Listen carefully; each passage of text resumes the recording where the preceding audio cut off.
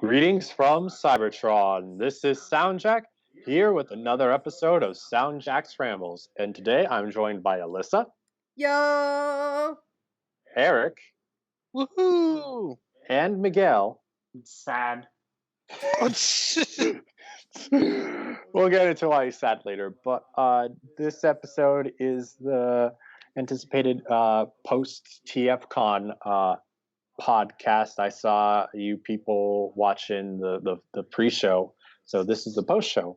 However, this is going to be a bit different, not in how we're going to talk about it per se, but in the fact this is kind of a crossover podcast, because Eric, as you should know, who runs the Nerdy Geek Talk and Steel City Bots podcast, he wanted to do a post show podcast for his channel. So this podcast in itself, except for this intro bit, is going to be up on both channels. But I'm just going to mention that if you are listening to it on my channel, you should go over and check out the Steel City Bots podcast for other bunches of Transformers news, and you can come check out mine because, well, you're here already, but also all the different SoundJack's Rambles, and us also having a pre-show podcast. So there's that for you. And with all that out of the way, let's just jump right into talking about TFCon. So, Michael, you and Alyssa were the first ones to arrive. So, tell us all about your amazing arrival. Okay. So I flew out of my local airport, and Alyssa flew out of her local airport. I also threw myself out of the airport. Yeah, flew through whatever, tomato, potato. Anyway, so we've gone on our flights. As far as I understand, getting on wasn't too eventful for either of us. Oh, no. though I will say I was stopped at security because they saw the power charge Bumblebee I was giving Eric in its Volkswagen mode, and I think because of the electronics they didn't know what they were looking at. Amazing. Yeah. I will just because I didn't take the airline, so I can't tell that story. But before, whenever I have gone on vacation and taken toys with me, some of them look very interesting passing through that. It looks like sometimes, depending on the toys you have, you're carrying a bunch of tiny little skeletons in your bag, which can look quite creepy. So I never ever blame anyone if they do a double take when looking at your stuff through the scans at the airport. Yeah. Though I want to side tangent with the story from going through security when I was leaving the Czech Republic for my study abroad program for school. I'd gotten a marionette doll from my one friend because it's Noah, if you're listening on SoundJack's Rambles, and he loves Pirates of the Caribbean, and I was in a shop and I found a Jack Sparrow mannequin, but it had a metal sword. Oh, Jesus. So they had to take a look at that when it went through security. It was fine, but... amazing. But side tangent over. Besides the security stop, I think it was uneventful for both of us. Yeah. So I wanted to interrupt a bit because I also, it was pretty eventful for me on my end too. However, I did get my bag pulled over because I brought my Switch with me. I also have a really large wallet, and I like to put all of my chargers in my little front pocket. So in the cameras, there was just a huge black mess. So they had to pull mine over because I guess they thought I was hiding something. Also, there was a guy who I guess was carrying a bunch of what looked like burritos in a bag. And so they had to take out each individual burrito and wipe it with one of those chemical wipes. And I was like, I feel bad for that guy.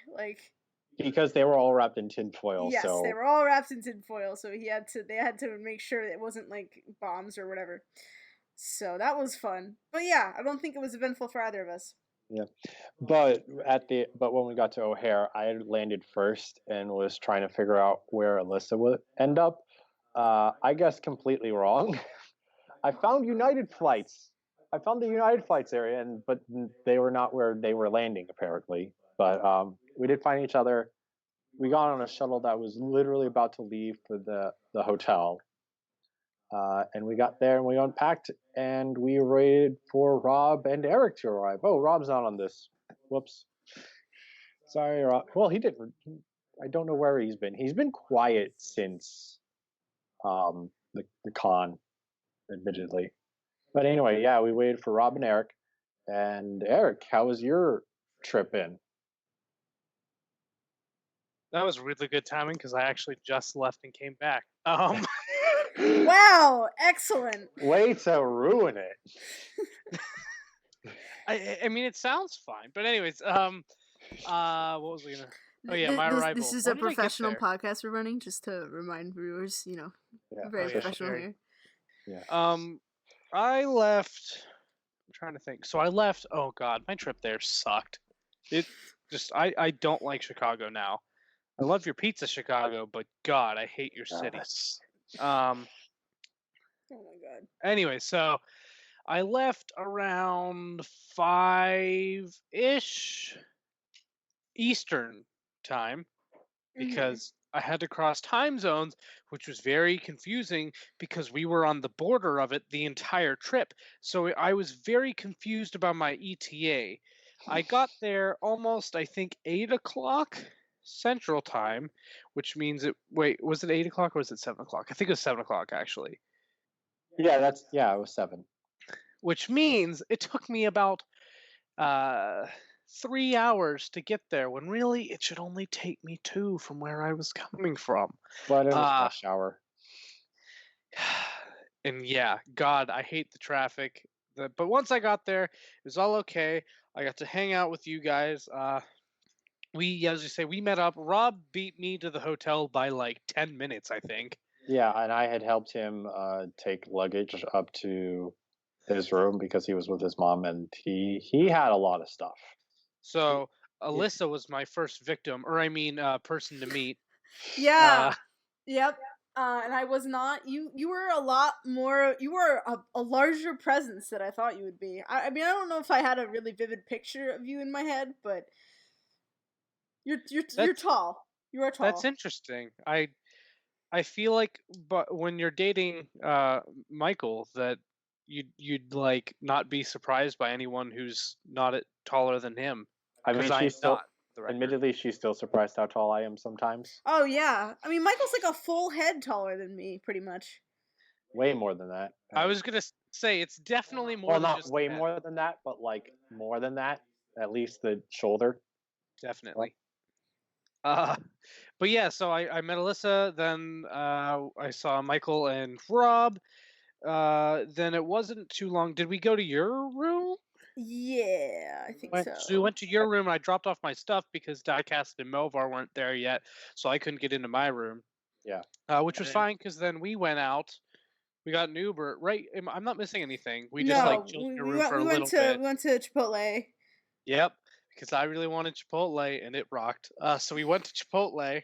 We ate there. We made the mistake of eating Chipotle before checking the Target. Yes, we did. Which normally wouldn't be a big mistake, but we also stopped at the GameStop. Yes, our priorities were we had our order wrong, but nonetheless, Chipotle was quite good. We sat there, chatting and eating, and it was great. We went to GameStop. Did you guys got cards at GameStop, right? Pokemon cards? We got the distribution codes for the current mythical Pokemon Zeraora. That's how you pronounce that? Look at you guys go. Yup. Look at us nerds. And you're a nerd too because you got something at GameStop, right? Yes, I got Marvel Legends Archangel because it was on sale. It was only like $27 when really it should be $35 or more at some places. So I was happy with that. Also, when we were walking over to the GameStop from the Chipotle, there was a limo. There was a limo in the middle of the parking lot between Chipotle and GameStop. And the guy was asking if we wanted his business card, which Rob did take for Chris. Yes, because I made the joke of like, oh hey guys, like there's our ride. Yeah. And then he saw He was that, right and there. then he was like, "Hey, take my business card," and we were Yeah. like, "I mean, we're never gonna take a limo, so why would we take it?" But no, Rob, of course, is like, "No, I'll get this for my sister." Yeah. And he did. Yeah. Yeah. So GameStop, then Target, which Target was it was fun walking around Target, seeing the alcohol whenever we first walked in, Yep. because that was surprising to all of us because none of our Targets have it, and all the Target Because- employees thought we were crazy. Yes. Yes, they did. We were They're all asking like, "What? Yours Okay. don't?" Okay, side tangent for the next quick tangent from the next morning, because we were looking for Gatorade because we went the next day for snacks, and I asked an employee, because everything was shifted around because of the alcohol, and I asked the employee, "Where's the Gatorade?" And they're like, "In the wine aisle." "Where's the wine aisle?" Follow me. You don't know where the wine aisle is? Yeah, our Targets don't have them. It's illegal in our state, or was. Uh, Yep. So, um, but getting back to the Target first night, Eric, what what was in the toy aisle? There was actually a really decent amount of stuff in the toy aisle. So I can't really complain, but I still can complain. Because again, our order was wrong. But I did manage to snag. I already had the cassette 3-pack because of you from the movie. But the new things that I got were Studio Series Shadow Raider and Dark of the Moon Ratchet, which there were 2 Ratchets, so we left one. That was the only Shadow Raider, because if there was 2, I would have bought 2, because I really want to flank Lockdown. And there was no Bumblebee, which is odd because I'm pretty sure he's triple packed. So like, I mean, I guess he's the most popular character, but still, like, whenever the entire toy shelf is full of Bumblebee toys and there's still 2 Ratchets there and everything, I was just a little surprised that, like, out of everything, that is what was like bought, and so that was surprising. But I got those 2 Studio Series figures, and then I got the first time I'd ever seen a ultra class. No, is it ultra? Yeah, it is ultra Class. Cyberverse Shockwave, which is a toy that I've been wanting ever since I got to handle Jared's from Steel City Bots in person, one of our last hangouts that we did, and I absolutely loved that toy. So seeing that there was great, and getting to buy that made me happy. But then we get to the unhappy part, because life isn't always happy, folks. No, I would have been satisfied, very happy, even with the stuff that I got. Like, I was very happy with everything that I got. But then some dude who was there, also I'm presuming for TFCon, Yeah.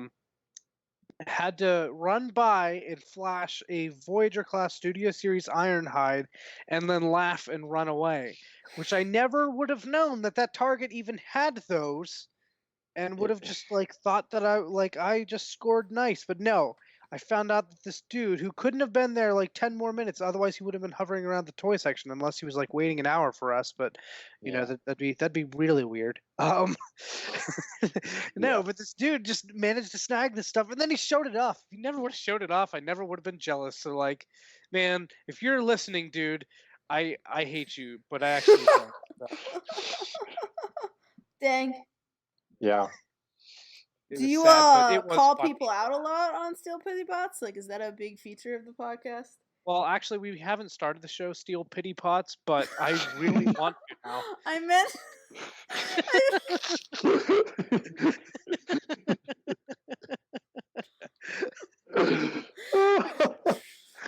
Does that answer your question?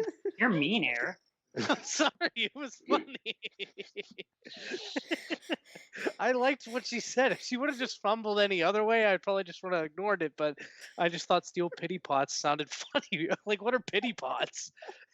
Pots full of pity. Oh God! I True. guess we can just cancel this episode now, huh? Like, That's all you need to know from TFCon, guys. Good night. like, Don't steal. Don't flash your iron hides at people, folks.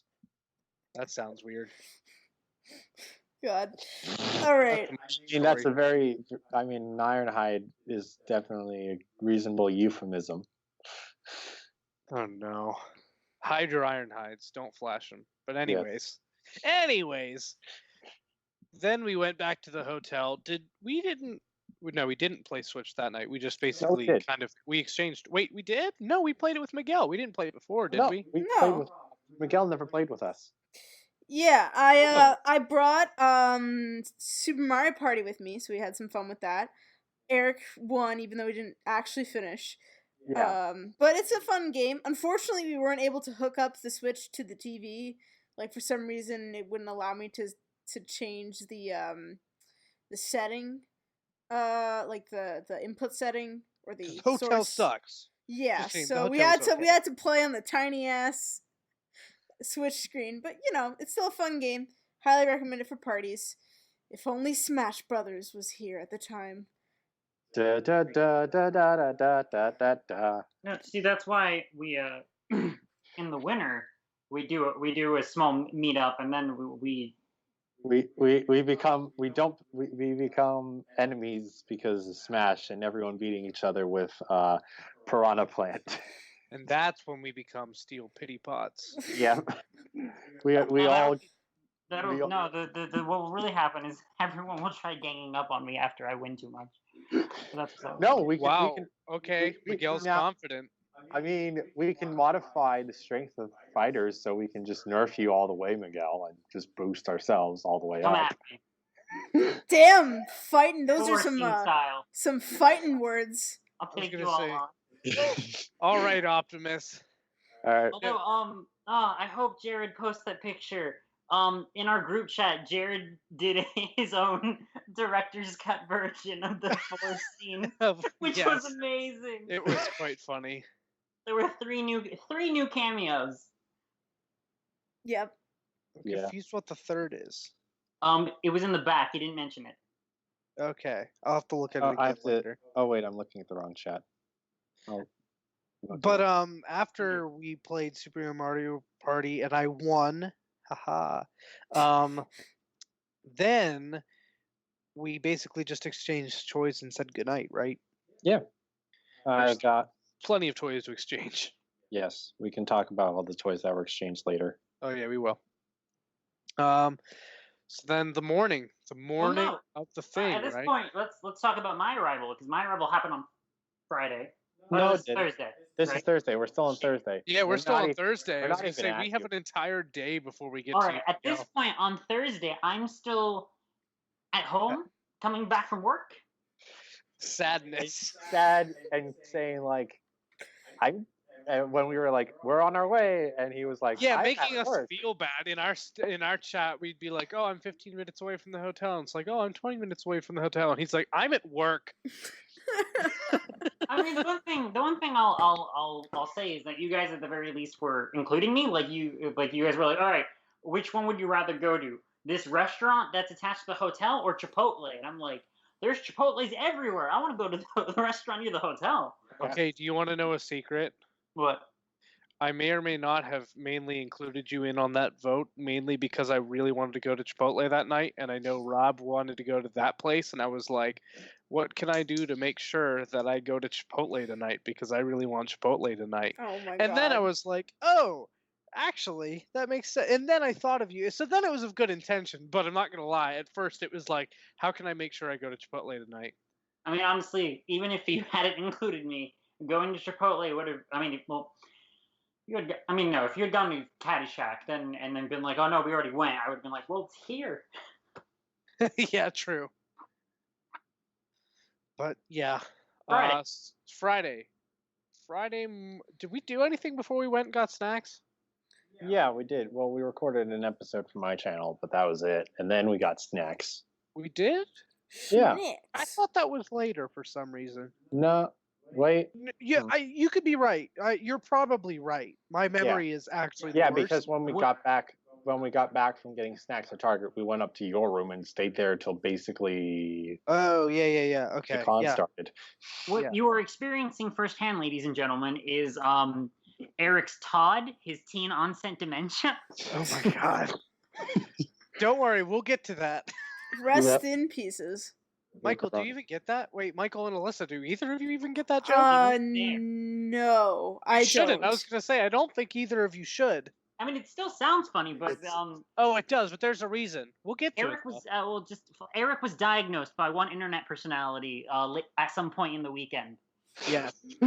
Okay. Yeah. Okay. But yeah. We went to Target and got snacks, and that's when we had the whole where's the, like, there's wine, but there's not wine, but all that. Because this Target was laid out exactly like my Target that I work at, except the alcohol was there. And where the Gatorade would be on the wall next to the refrigerated goods, there were just more refrigerators just filled with beer. Yeah. So and I tried forever to find Cheese Whiz. I had to get 2 employees to help me before I found the Cheese Whiz. The real question is, why were you even looking for Cheese Whiz? Because I hate myself. No, because it's a guilty pleasure, okay? It's alright, I ain't judging. I'm not saying it's good. You are I'm judging. just saying I like it. Don't lie. You are in fact judging. Again, Goddamn.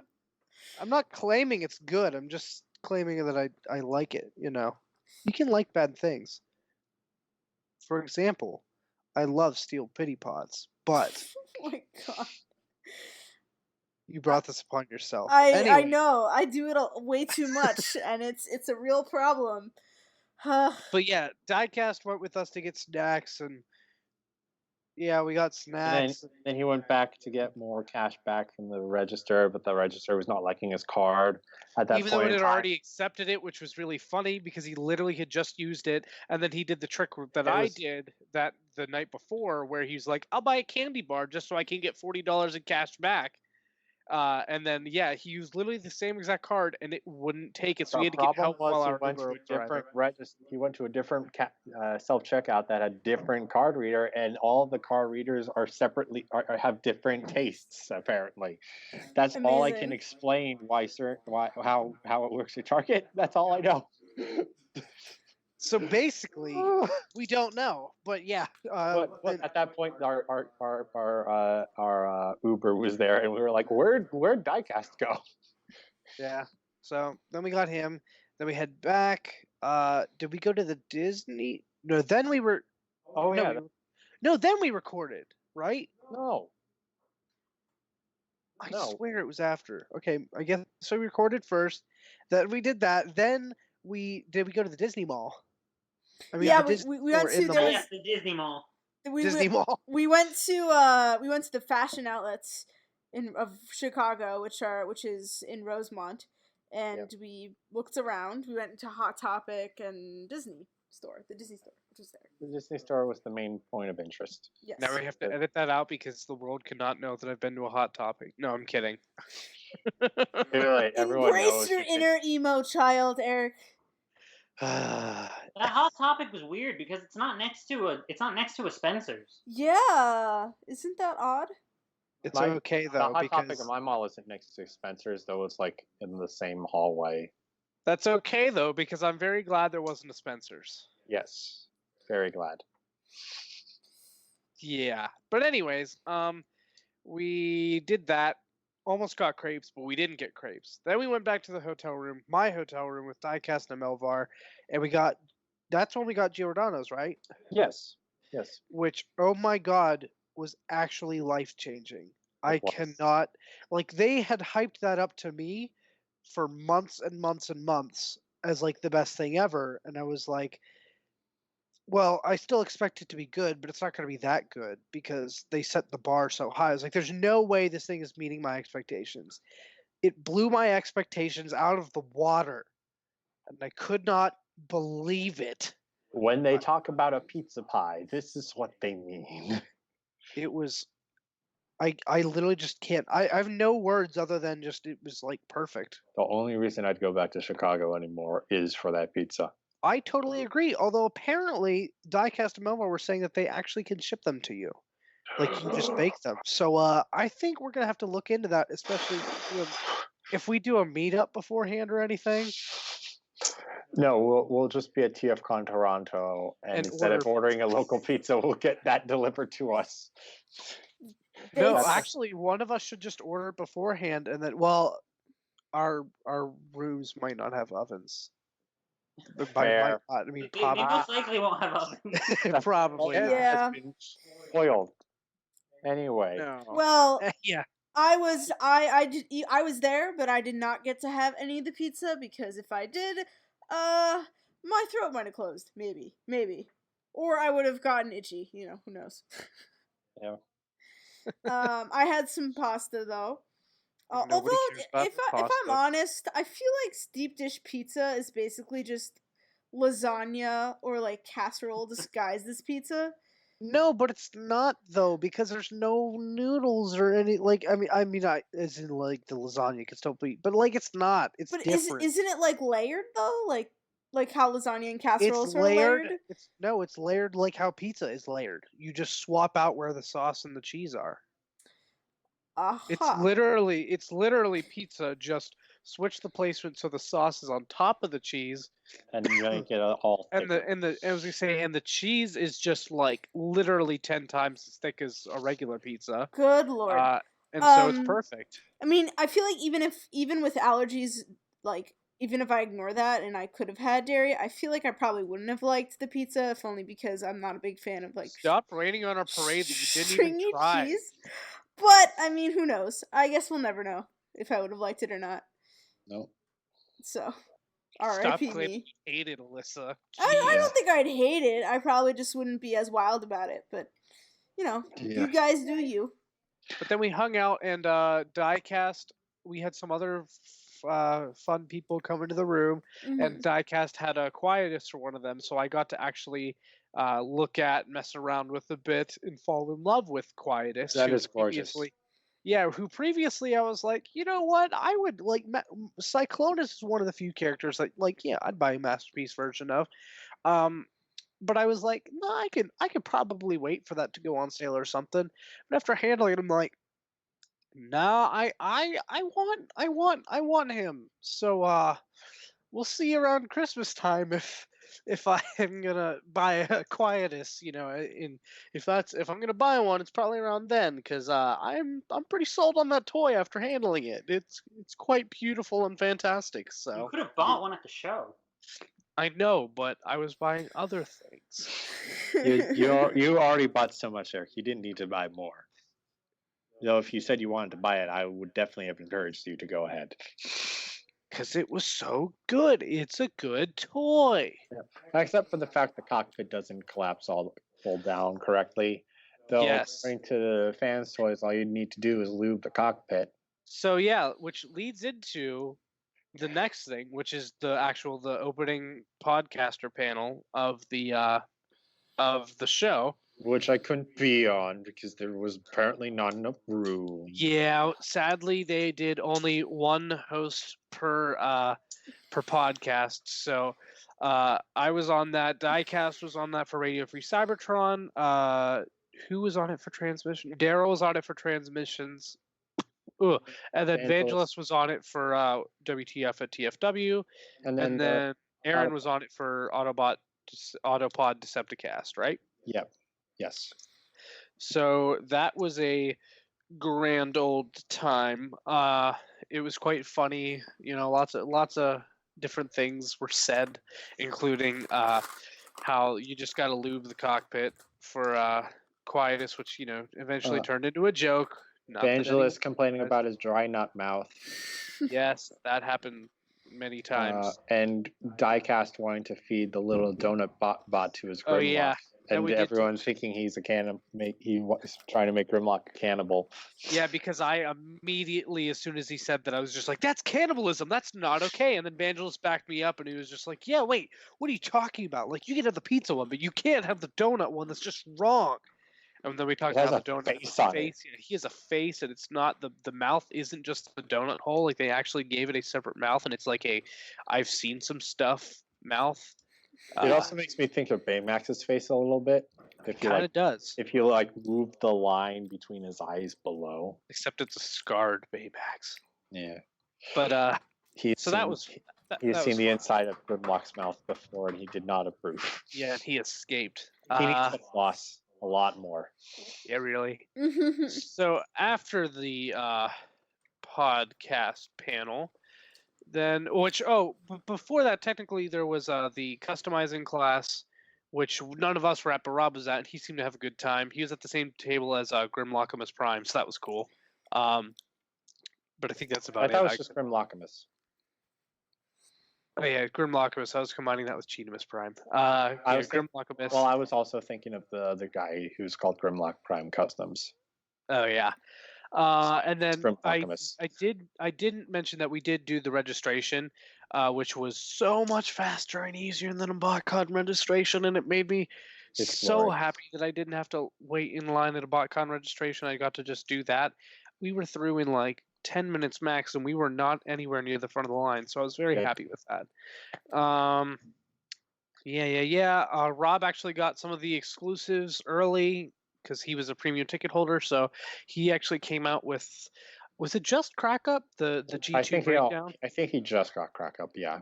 Yeah, I think he just got Crack Up, which was nice to see, because after the podcaster panel, I did get to mess around with that a little bit. There was the opening ceremony, which was, that was fun and nice and everything. And then we had, my God, I'm so conflicted about this, because it was the best and the worst simultaneously. The 5 Faces of Darkness screening with Flint. Is it Flint Dill? Is that how you say it? Flint Dilly. Flint Dilly. Okay, putting this out, saying this first. Flint Dilly is absolutely amazing. Yes. I love Flint Dilly. He's a dude that I would totally love to go out to lunch with, or get a that kind of thing. I feel like it would be so fun to talk to him, and he was magnificent. It was very ambitious deciding to do 5 Faces of Darkness screening with commentary, all 5 episodes all the way through. And I think it would have went fantastic if it was just that. The problem was it was not just commentary. It was also Q&A, which again also would have been fine if the Qs were only related to 5 Faces of Darkness. Yeah, we definitely got off topic a bunch, but it's still very interesting to hear what he had to say. It's just the panel was supposed to end about 10. We got to the end of episode. Yeah, we lasted through 3 episodes. Yeah, we 10:20. Yeah, we left at a little past 10:20 after the 3rd episode ended, right when the 4th was starting. And I felt so bad because I was in the front, and I did notice, I think Flint Dilly liked my laugh, because he would look at me and laugh almost every time that I laughed at something. He also said that he was very interested to see what the fans and stuff thought of this, and because he wants to write a book, so he's so I'm kind of researching that. But just I noticed that in particular, I think some people think I have a very funny laugh apparently, and I think he's one of them, because I noticed multiple times I was laughing, one of the few people laughing, and he would literally just look at me and start laughing a little too. Oh my goodness. I felt bad leaving, because I was I'm really enjoying this, and I don't want him to think that I'm leaving his panel because I'm bored of him, because I absolutely love him. Well, I was just exhausted. Were they giving you drinks during the panel too? Because I was experiencing, at this point, I'm in between transit or getting to the con. I forget where exactly this happened, and I remember seeing all of this stuff on Twitter and just being I was, by that point I was in Chicago. And I was just looking at Twitter and being what am I missing? Are they getting him drunk? No, there was no alcohol. Water. There was just water. He's just a fun dude. Yeah. No, there was water up there, which I drank. There was he named Corn Dog. He's that's official. You can take that. Yeah, because people are asking the name of every background character. But no, people kept asking questions about the freaking movie. It's we're not watching the movie. There's a movie screening later. You can't ask questions during it. Still, the movie's later. This is not the movie. We're talking about 5 Faces of Darkness. Yeah. Everyone's asking about the movie. That's the big thing. It's obviously the big thing. And he's done that before. He stayed at the start of the panel, but he wanted to try something else, something different. Something very important, because they were in the middle of writing this before the movie. They started writing it before the movie even got out, and they were waiting for the response.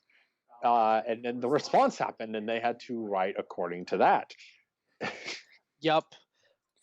But yeah, it was fantastic.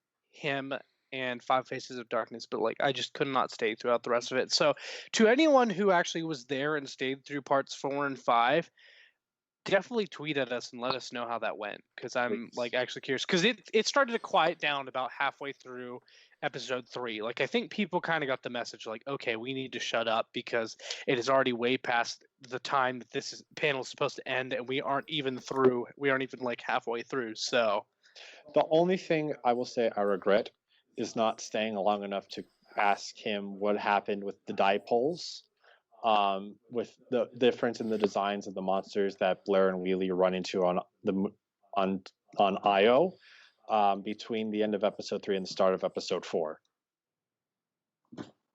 Because that is a big point of confusion in the fandom. And I'm certain someone probably asked, but we didn't hear it.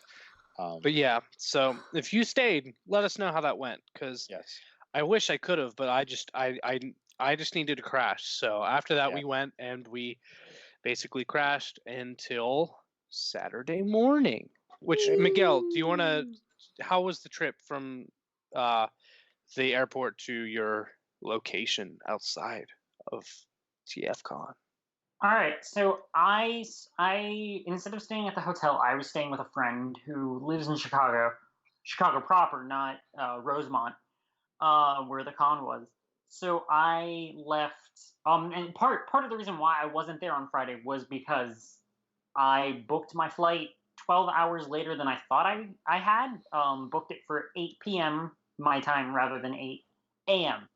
So getting to the airport, going through everything, that was pretty much fine. And then getting my friend picking me up was good. So I didn't really have too much of an eventful night leading up to the con, or even getting to it. Which Saturday morning we headed out, rolled up. Doing like I was concerned about not doing pre-registration the night before and how long it might take getting through on Saturday, and I just showed up and they were like, "Oh, you're pre-registered? Here's your bracelet. Go and have fun." And I'm like, "Cool." So that was pretty seamless. The difficult part was locating all of you. The first person that I encountered in the dealer room was Rob, only because he was in his Halloween rung cosplay. Oh yeah. Oh wait, what did we do for breakfast Saturday? Oh right, yes. Let's talk about that story, Alyssa, shall we? So, Michael and I went down. This was Friday. This wasn't Saturday. Okay, yeah. So on Friday, we were like, all right, let's go get breakfast. We went down to the main restaurant that's there, and turns out breakfast was what, $17 per person, $18 per person for brunch. For a breakfast buffet, which was a little much for us. So we were like, all right, let's go try and find something a little more affordable. But unfortunately, because you're in Rosemont, there wasn't really any good places to walk to that were like in our immediate area. And Rosemont is like surrounded by highways, so not too many good places to walk to. We saw a diner place though on our map, so we're like, oh, that sounds like a good place for breakfast. So we went. It was in an office building, which was really strange. But then when we got there, it turns out that they only cater on Fridays and they aren't actually open. So we ended up going to Starbucks and getting breakfast there. Yeah. I actually did go to the breakfast buffet because with our Wi-Fi code and stuff and the room keys, they actually gave us 2 free breakfast buffet things. Why didn't you tell us this? Why didn't you? I mean, you didn't get them though. Apparently. Yeah. We didn't ask because we didn't think we were going to get complimentary. I mean, it just came. I didn't know this until we were like there. You could have told us for Saturday or Sunday. Well, did you check the Wi-Fi password? Like, did you ever log into anything on the Wi-Fi? Yes. Then you didn't get them. I'm guessing it may have been because we had a room with 2 queen beds. Like, I'm guessing maybe because we had more. I don't know. That is. We didn't ask for it to my knowledge. So they just gave it to me. Melvar was kind, and he paid for his breakfast and let me have the free one because he's like, "You're a poor college student, so here you go." I was like, "Thank you. I'm eternally in your debt." I mean, you're eternally in debt because you went to college. Exactly. But yeah, exactly. No, but that was good and everything. I don't remember what I did for breakfast Saturday morning though.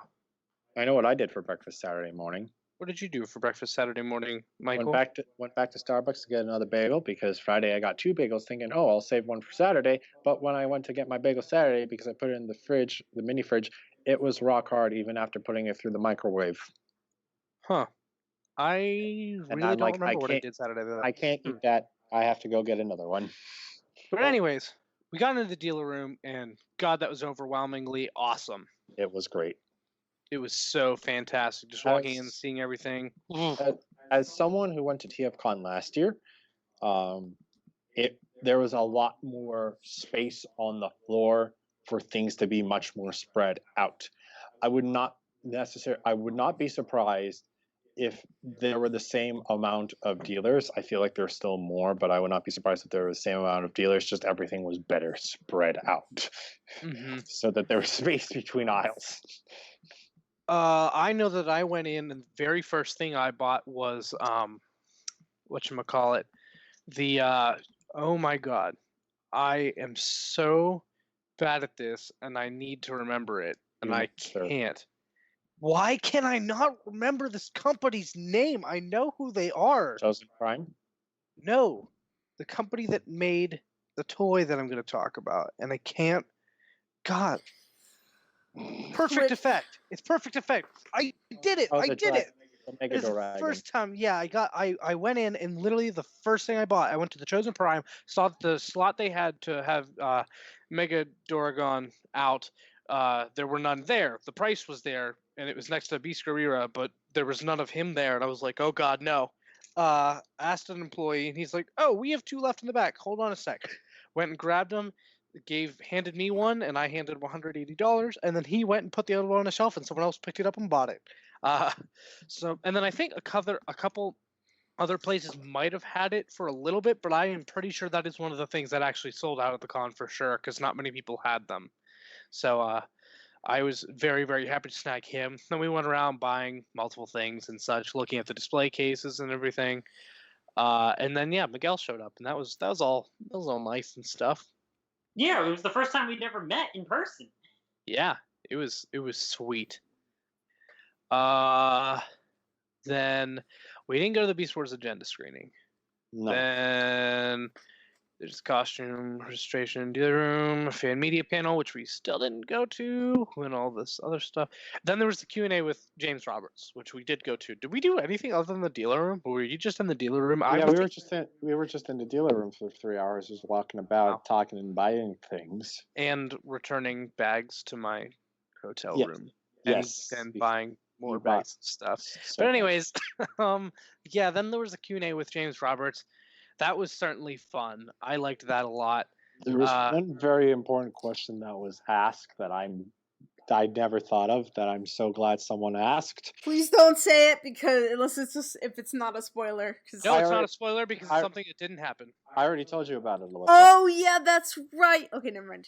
We're fine. So just quickly, just in case you're listening to this and you read More Than Meets the Eye Lost Light, and you didn't hear about this through Twitter, the question I was asked, what if you remember from issue 14 of Matumti, when Chrome Dome is going to Overlord's head and then Overlord turns the tables on him, there's a scene with between Chrome Dome and Prowl being like, you don't help me, I'm going to tell Rewind things that he shouldn't know, and Chrome Dome wiped that from his head, and that has never been touched upon again, and was confirmed at the panel will never be touched upon, because the original intent was that Chrome Dome would have been responsible for Dominus Ambus's... No, he would have been... he would have been complicit. Complicit. I was going to say, there's a big difference between complicit and responsible. You're right. He would have been complicit in the disappearance of Dominus Ambus. And Rewind would have found out about this because Chrome Dome would have confessed on what he thought was Rewind's deathbed in issue 12. Which is why they actually had it from Rewind's point of view, it yeah, showed that he was recording, and it was just implied that he'd go back and watch that footage later after he woke up. Yes. But again, that was never touched upon. And that is straight up non-canon, so it's just a thing. So now you can just imagine whatever the secret would be in canon, because that is not the secret. It's probably about how much Chrome Dome and Prowl each other. There was also the only other question I could think of that's definitely worth mentioning because it was interesting was someone asked if Tarn could open the Matrix. Yes. Because of the morality lock. And basically, he avoided the question. Yes. Which I think was the smart thing to do because I think really the answer was yes, and he didn't want to say yes because he didn't want. Yeah. In this climate, he didn't want to say yes, but really, if you look at the evidence presented and also how he describes it, the answer is probably yes. Yeah. It is very likely that Tarn could actually open up the Matrix. Yeah. But he did he said no, but it was like for different reasons and basically avoiding the question. So there is that to note. I thought it was very interesting. Yes. But then after that was the Beast Wars Q&A panel with Ian James Corlett and Alec Willows. Oh my God. Ian James Corlett, really cool dude. Alec Willows, coolest dude ever. Absolute riots. Hilarious. Shout outs to the sweater that Alex Willows was wearing when we met up when we got his signature on Sunday. Yes. His signature it was like this cool sweater with like butterflies and wasps and flowers, and I was like, that is a sweater I would wear. I love it. Mm-hmm. Yeah, Sorry, that's like completely. You're good. He was hilarious though. I think the highlights were he confirmed that Tarantulas was born outside of LA and a bunch of bananas. Yep. That's his origin. And then his favorite Tarantulas moments from the show were anytime he spun web because it felt good. Yep. Quote from him, not me. Yep. Amazing. Though his favorite line was like he said there was one about cats, and then one of the people running the show came over and told him the line is like, don't cats ever get tired of being stupid. Yeah. Which is funny because he actually wrote that he was the one who wrote the script for the VO panel, for the script reading panel, and that line was in the script. Haha. Wait, he's the one that wrote the script? Yeah. Yeah, the guy who the guy that came up and told him the line. Oh, I didn't know that. That's actually funny. Yeah. I realized that. I was like, ha ha. Oh, I see what you did there. That's why that's why he took Bud Davis's place. By the way, Bud Davis, voice actor, most notably for G1 Predaking, was supposed to be there, but he wasn't because he had fallen down and hit his head really hard. As far as I know, he has not died. Oh, no. They said that he was fine, basically. He just couldn't travel. Yeah. I just knew he hit his head. I didn't know anything after that if he was they said that at the closing, I think, actually, that like they were supposed to have him and that he's totally fine now from what it sounds like. He just wasn't allowed to travel per his doctor. Okay.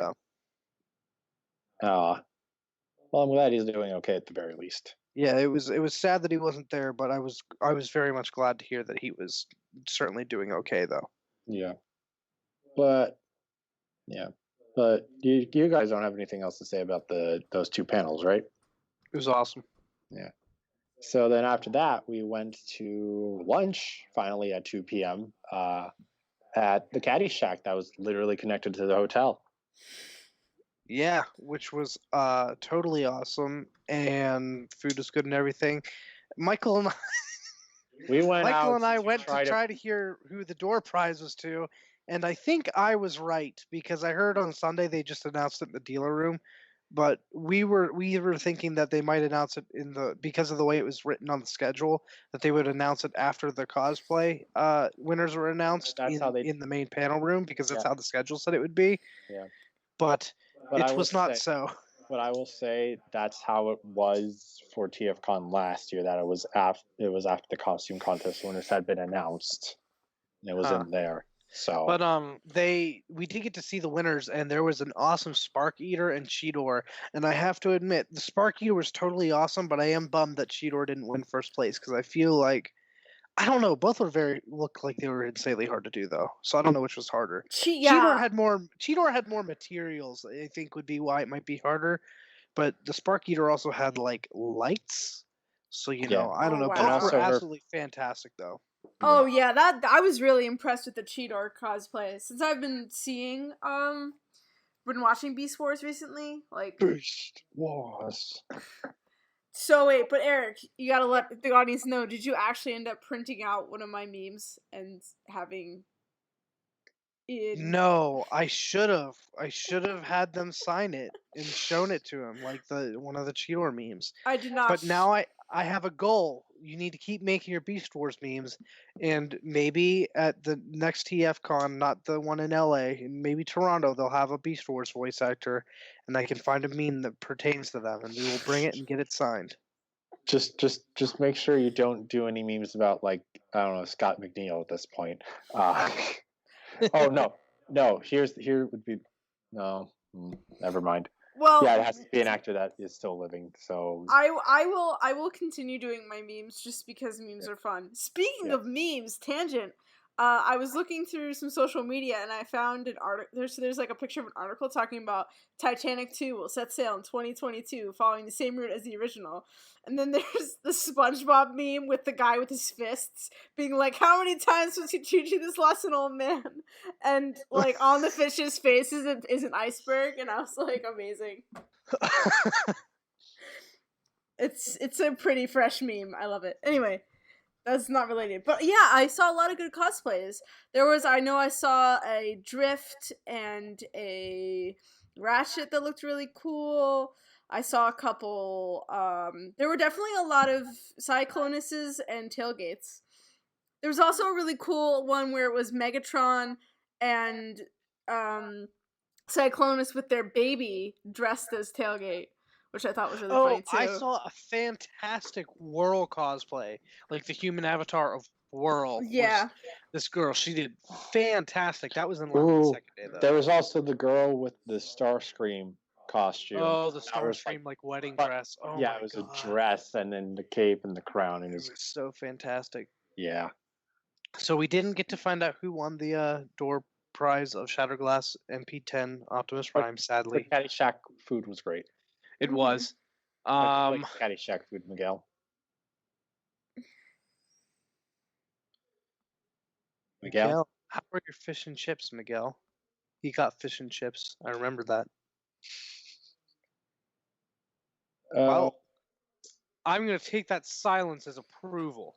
Anyway, let's see. Did anyone go to the Generation 1 Q&A with Bud Davis, Stephen Q? We were all eating still. Okay, yeah, that's what I thought.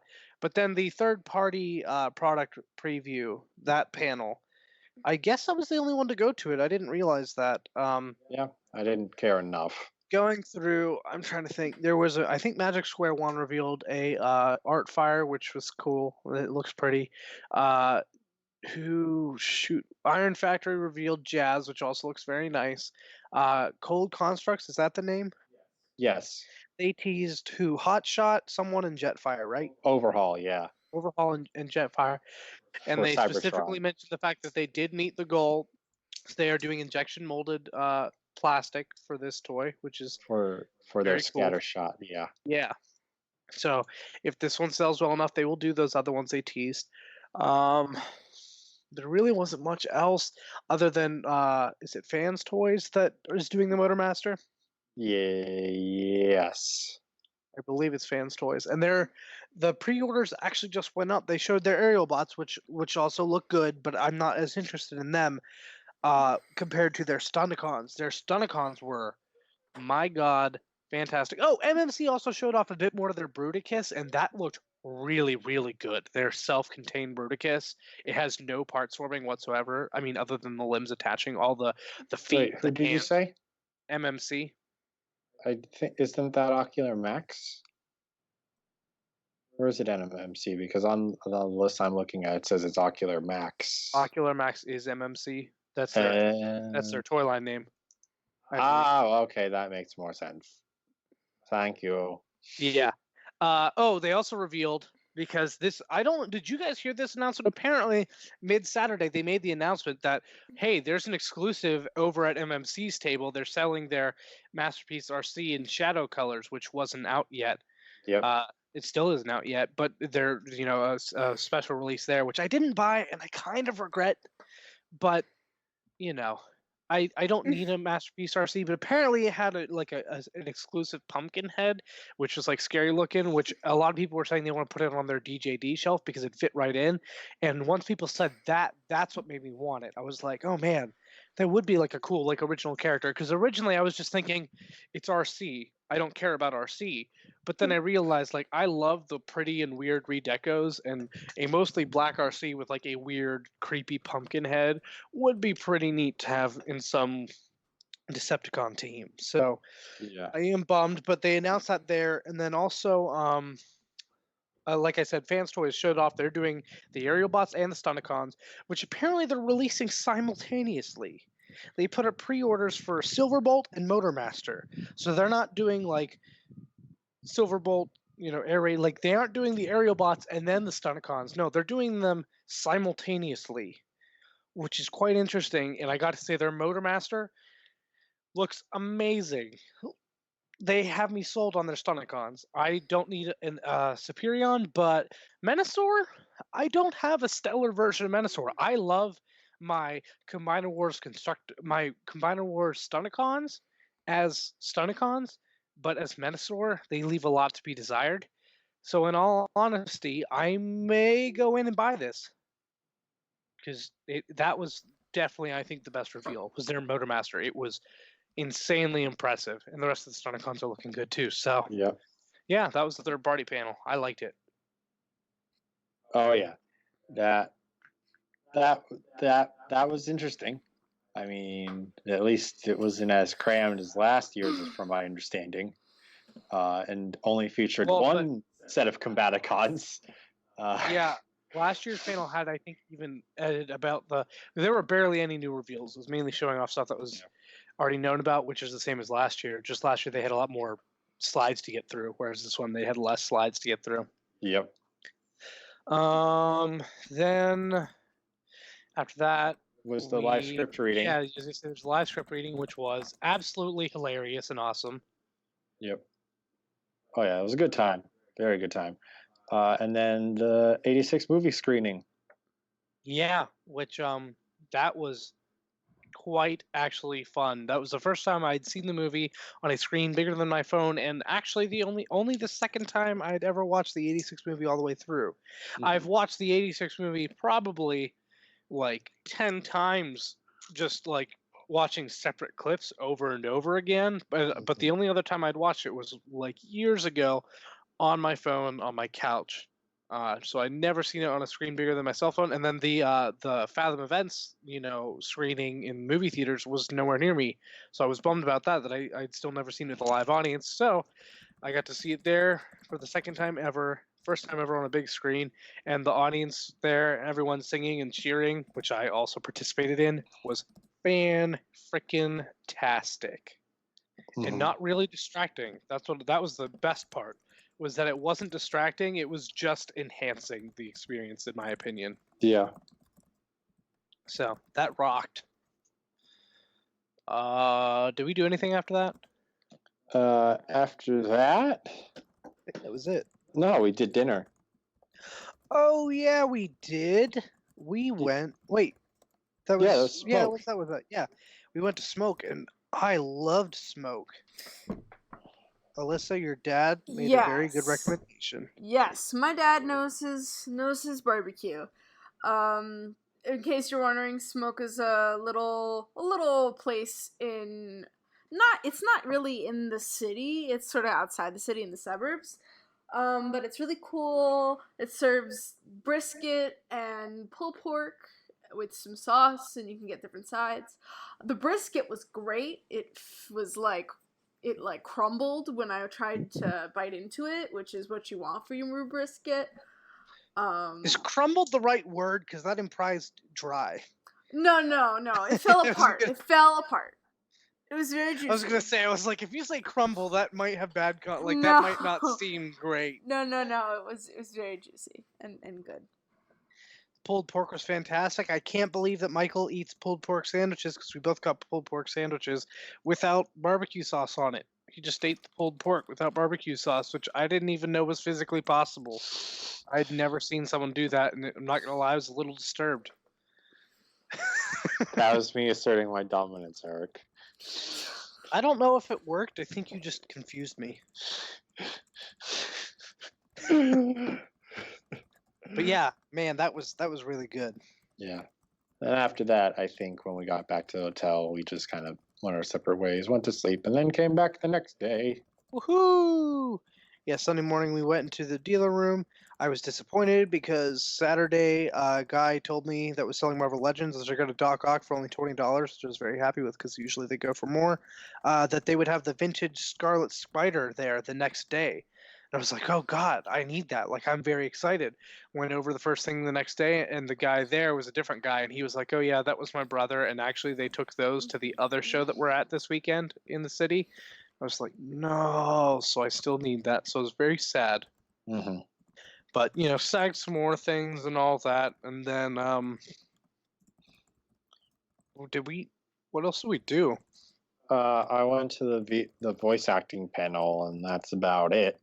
Oh, and you went to the behind the scenes Transformers 4 and other media panel. Yeah, that Rick was after Alvarez. this. So how was Voice Acting 101? It was good. I mean, it was just a voice actors Q&A.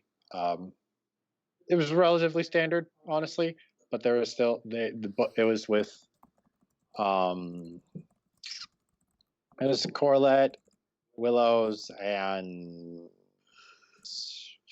I'm trying to remember his name. He did Mind Wipe.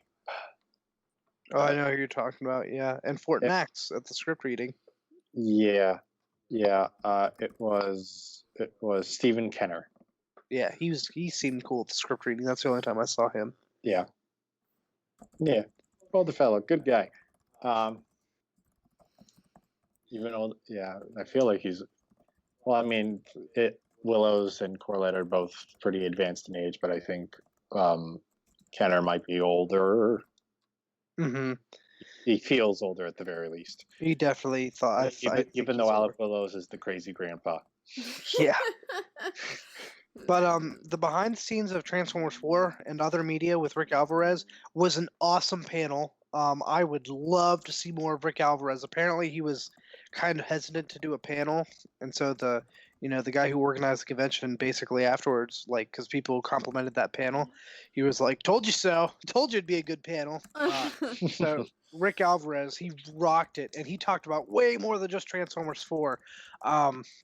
He basically talked about how he was, involved with all the movies except the first one, and how the way they got Michael Bay to come back for Transformers 4 was that actually this one shot of Optimus Prime reviving the ancient Dinobots that were, actually sent to protect, I think, the Allspark.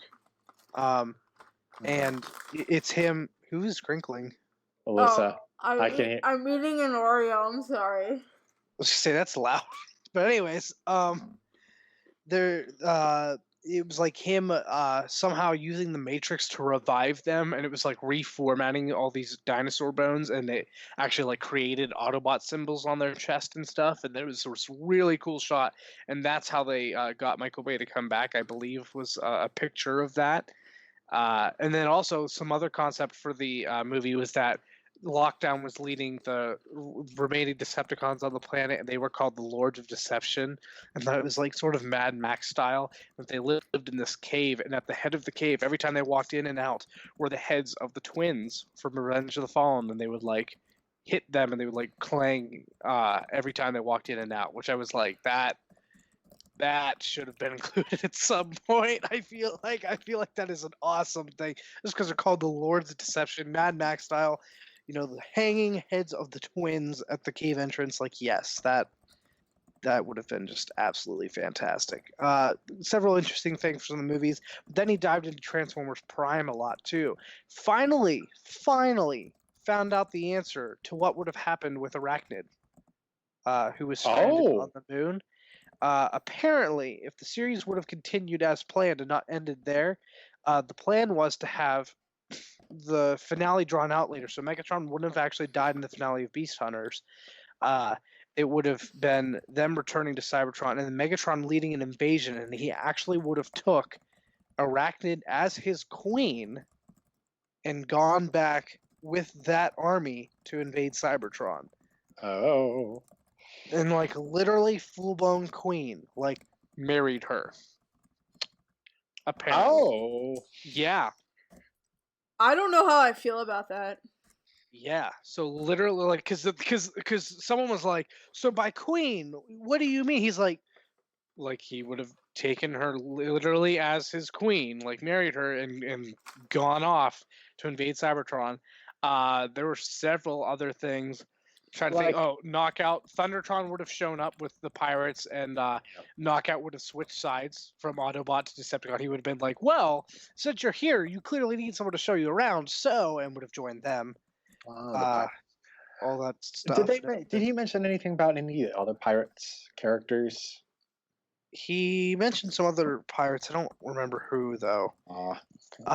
I know that he also mentioned a story they had planned that would have been like an old man Ironhide story, basically, of Transformers, where Ironhide would have actually been like Iron Magnus or something. He would have had the Magnus hammer, and there would be Magnet Prime, who like literally there would have been like a toy that could magnetize the Matrix to him.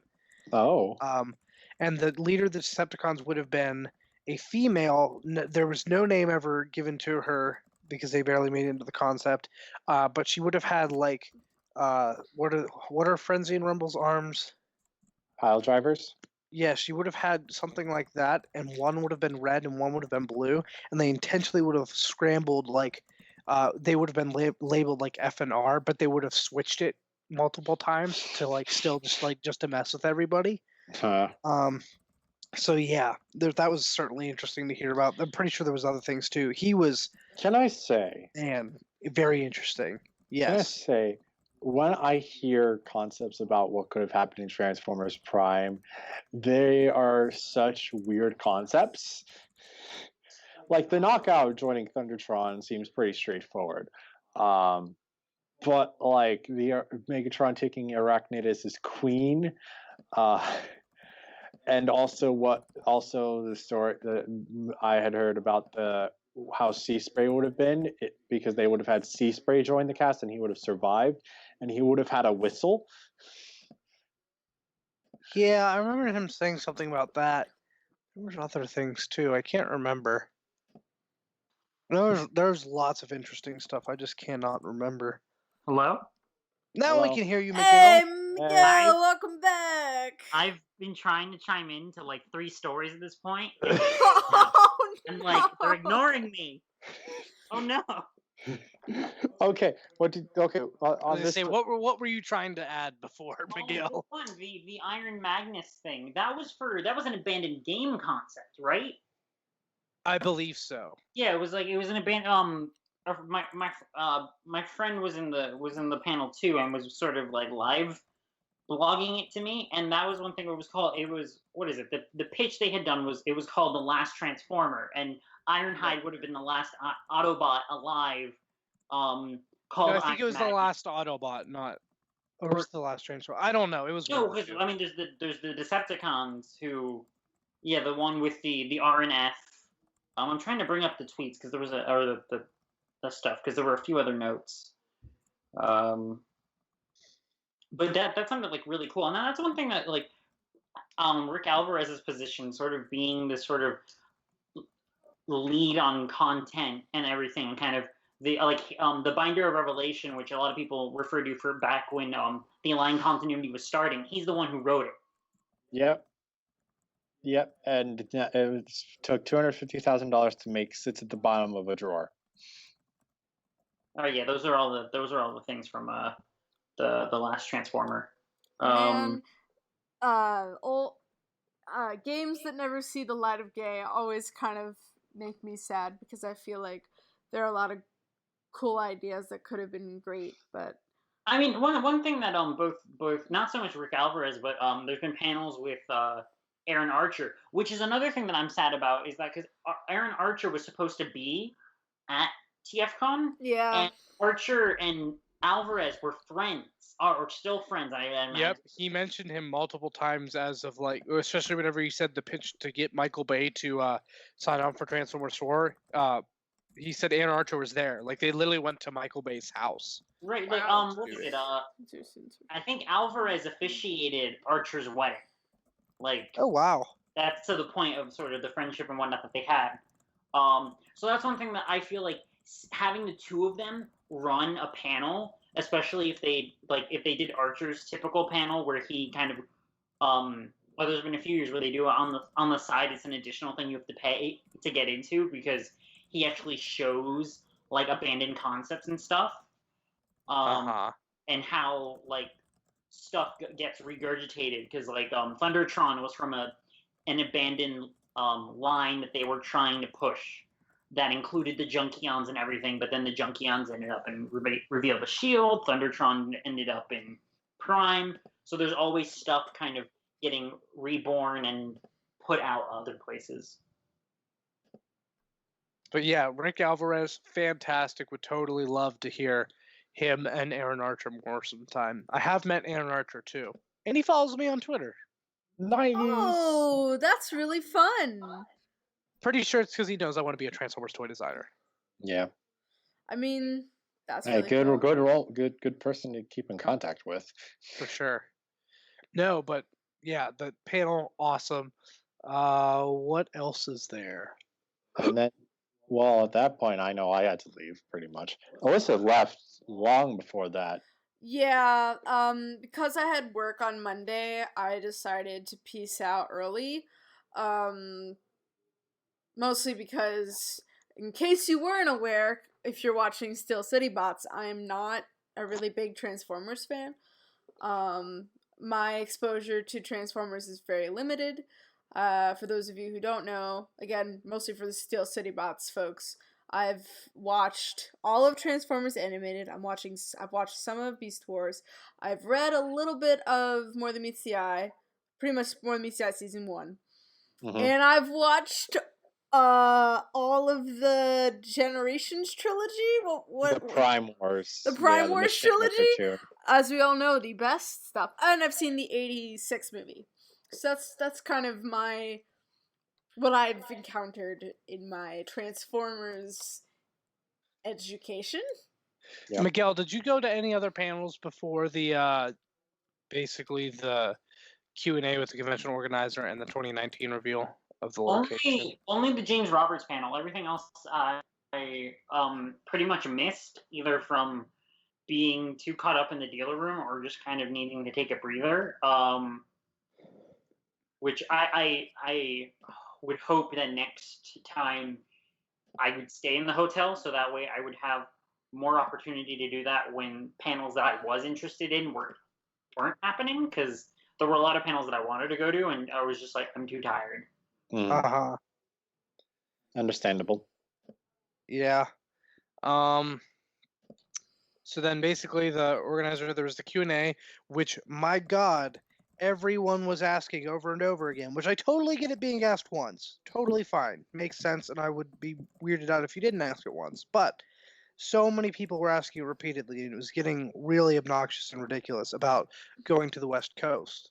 Which, again, totally fair question. You just don't need to ask it over and over again. Especially whenever he hinted at the fact, like, well, just wait. Yeah, it was really funny how Colin kept getting asked, and at first he was just like, yeah, we can look into it, and then like after the second and third time, he was just like, wait till the end. Yeah. But one thing I'll say is that from that Q&A, he did seem very receptive to a lot of the feedback he was getting. There were a lot of people, especially from more of the creative ends of the fandom, less of the curative ends that we collectors are, that were giving feedback as to how the cosplay contest went, the accommodations that were done for cosplayers, opening stuff up more to maybe fan writers and stuff, which I thought was really cool. And then going into where is the con going to be next year? Which, yeah, they revealed LA in March. Early Specifically March. for the Generation 1 reunion is what they said. It was TFCon LA in Burbank. Oh, wow. Sorry. Reunion.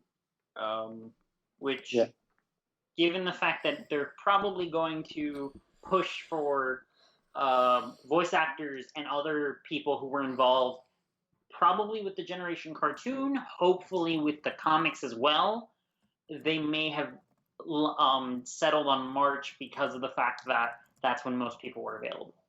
Mm-hmm. Yeah, it's also possible we could get an East Coast convention later in the year. I wouldn't rule that out, in all fairness. I would not rule that out either, that they would probably do another show in the fall, considering if they do one in the spring and one in the summer, they leave the back end of the year Transformers convention free for at least the US and Canada, unless they decide to go to Mexico. Yeah. I don't think that would work so well with the current climate. It is warm in Mexico. Not what I meant, but okay. Yeah, so... I mean, they're based in Canada, not the US. Yeah, I mean, that's fair, but still. So it sounds like most of us are probably, if we do want to go next year, it'll be probably to the one in Toronto. You mean when? Yeah, no, I would have been down for LA if it was like fall next year. Like, right, yeah. Like a year from now, we had time to recoup, but the hotel rooms... Less than 5 months. I was going to say, they literally put up the hotel rooms today as of this recording. So, my God. Yes. So, yeah, that's a no. As much as I would absolutely love to, but like, it's just not happening. I just can't. And so, yeah, I talked to Diecast and Melvar. They're probably going to be doing Toronto. Mm-hmm. If you're talking to other members of RC, they might as well. I really hope you guys do, because that's looking like a very, very possible thing for me. Oh, we already kind of planned a road trip. Yeah. Yeah, tentatively, yes, we have. Very tentatively, but it exists. Since the only issue is that Eric might get arrested for trying to bring Tanner across the border. Yep. Because Tanner will still be 17. Oh, and he can't legally go across. Yeah, without an adult. Oh, fair. Okay, that's. I am an adult, but you're not an adult enough. I'm just not his guardian. Yeah, and then also, I'm hoping if we do go do a road trip, I'd love to stop at Niagara Falls, because it's on the way. I've been there so many times. Well, good for you, Eric. It's cool to see once. I haven't really wanted to go any of the other times I've gone. Like, I totally recommend going at least once. It's awesome. But like, I've been taken there many times, like probably at least 4 or 5. It's kind of boring after that. All right, so to give you your hit of adrenaline, what we do is we find a wooden barrel. You know, people actually do that. Well, that's what we're gonna do with you. Yeah. You know, people actually sometimes die from that. We'll give you Bisque. We'll give you Bisque. You'll be fine unless Thermidor sabotages it. Oh gosh, that's a very likely possibility. Yeah.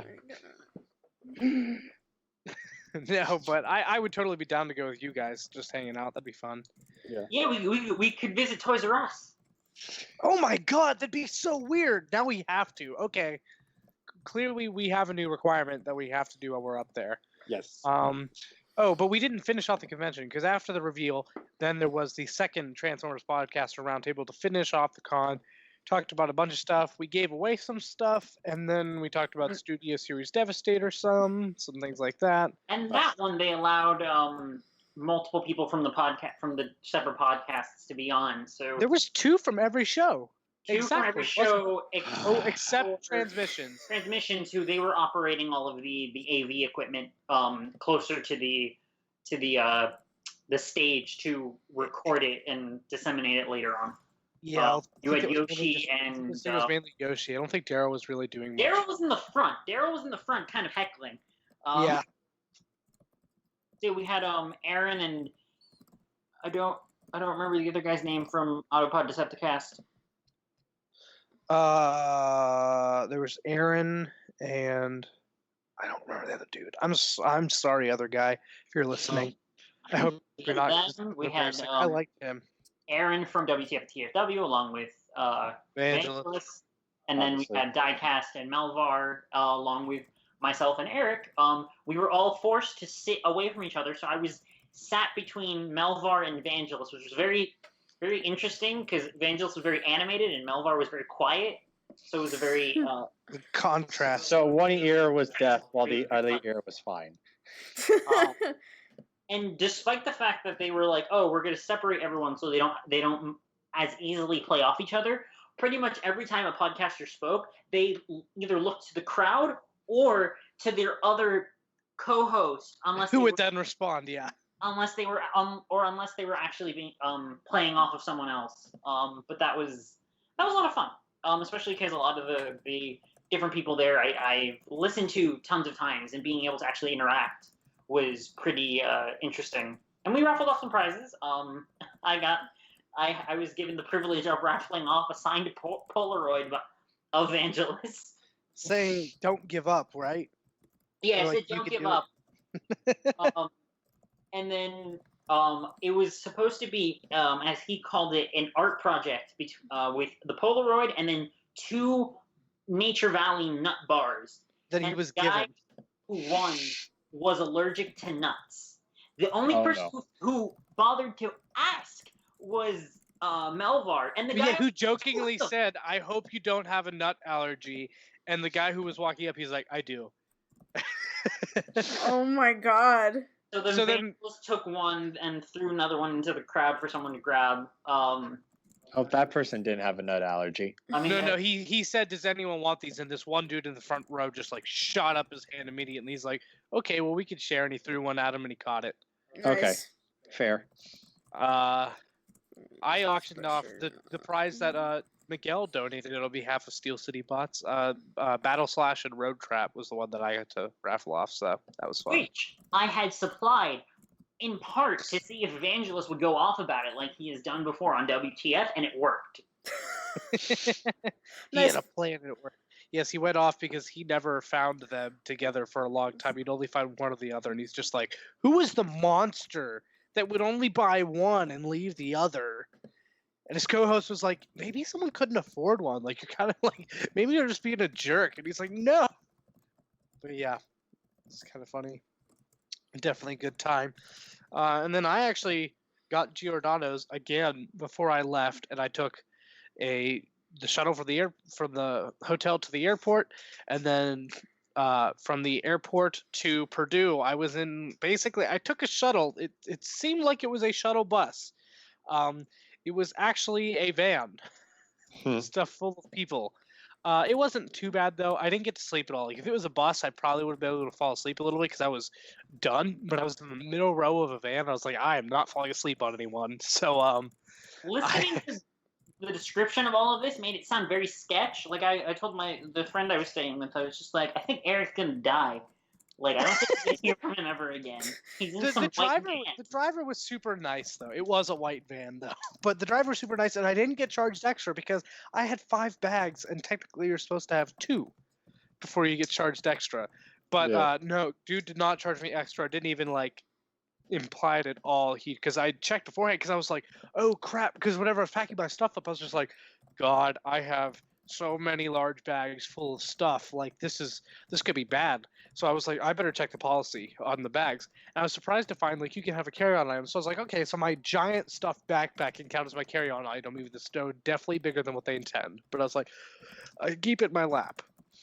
And then I checked and it was like 2 other full bags. And I was like, oh, that's more than usual. Usually it's like 1 carry-on and 1 bag. But still, I was like, okay, 2. That leaves 2 other massive bags that I have. And I was like, it looks like I'm going to get charged a $20 fee. But the dude didn't charge me. I was very happy. The problem was I got back like 12:30 something a.m. on Monday morning. And all my friends have morning classes, so I didn't want to call them and wake them up. Anyone that would have a car to come take me, because I was like, they have morning classes, I'm not going to put that on them. And my roommate was working, because we work a job that works 10 p.m. to 2 a.m. on certain nights. So he was working that night. So I was like, oh crap. So I had to carry those 5 massive bags a mile from where it dropped me off on campus off to my apartment.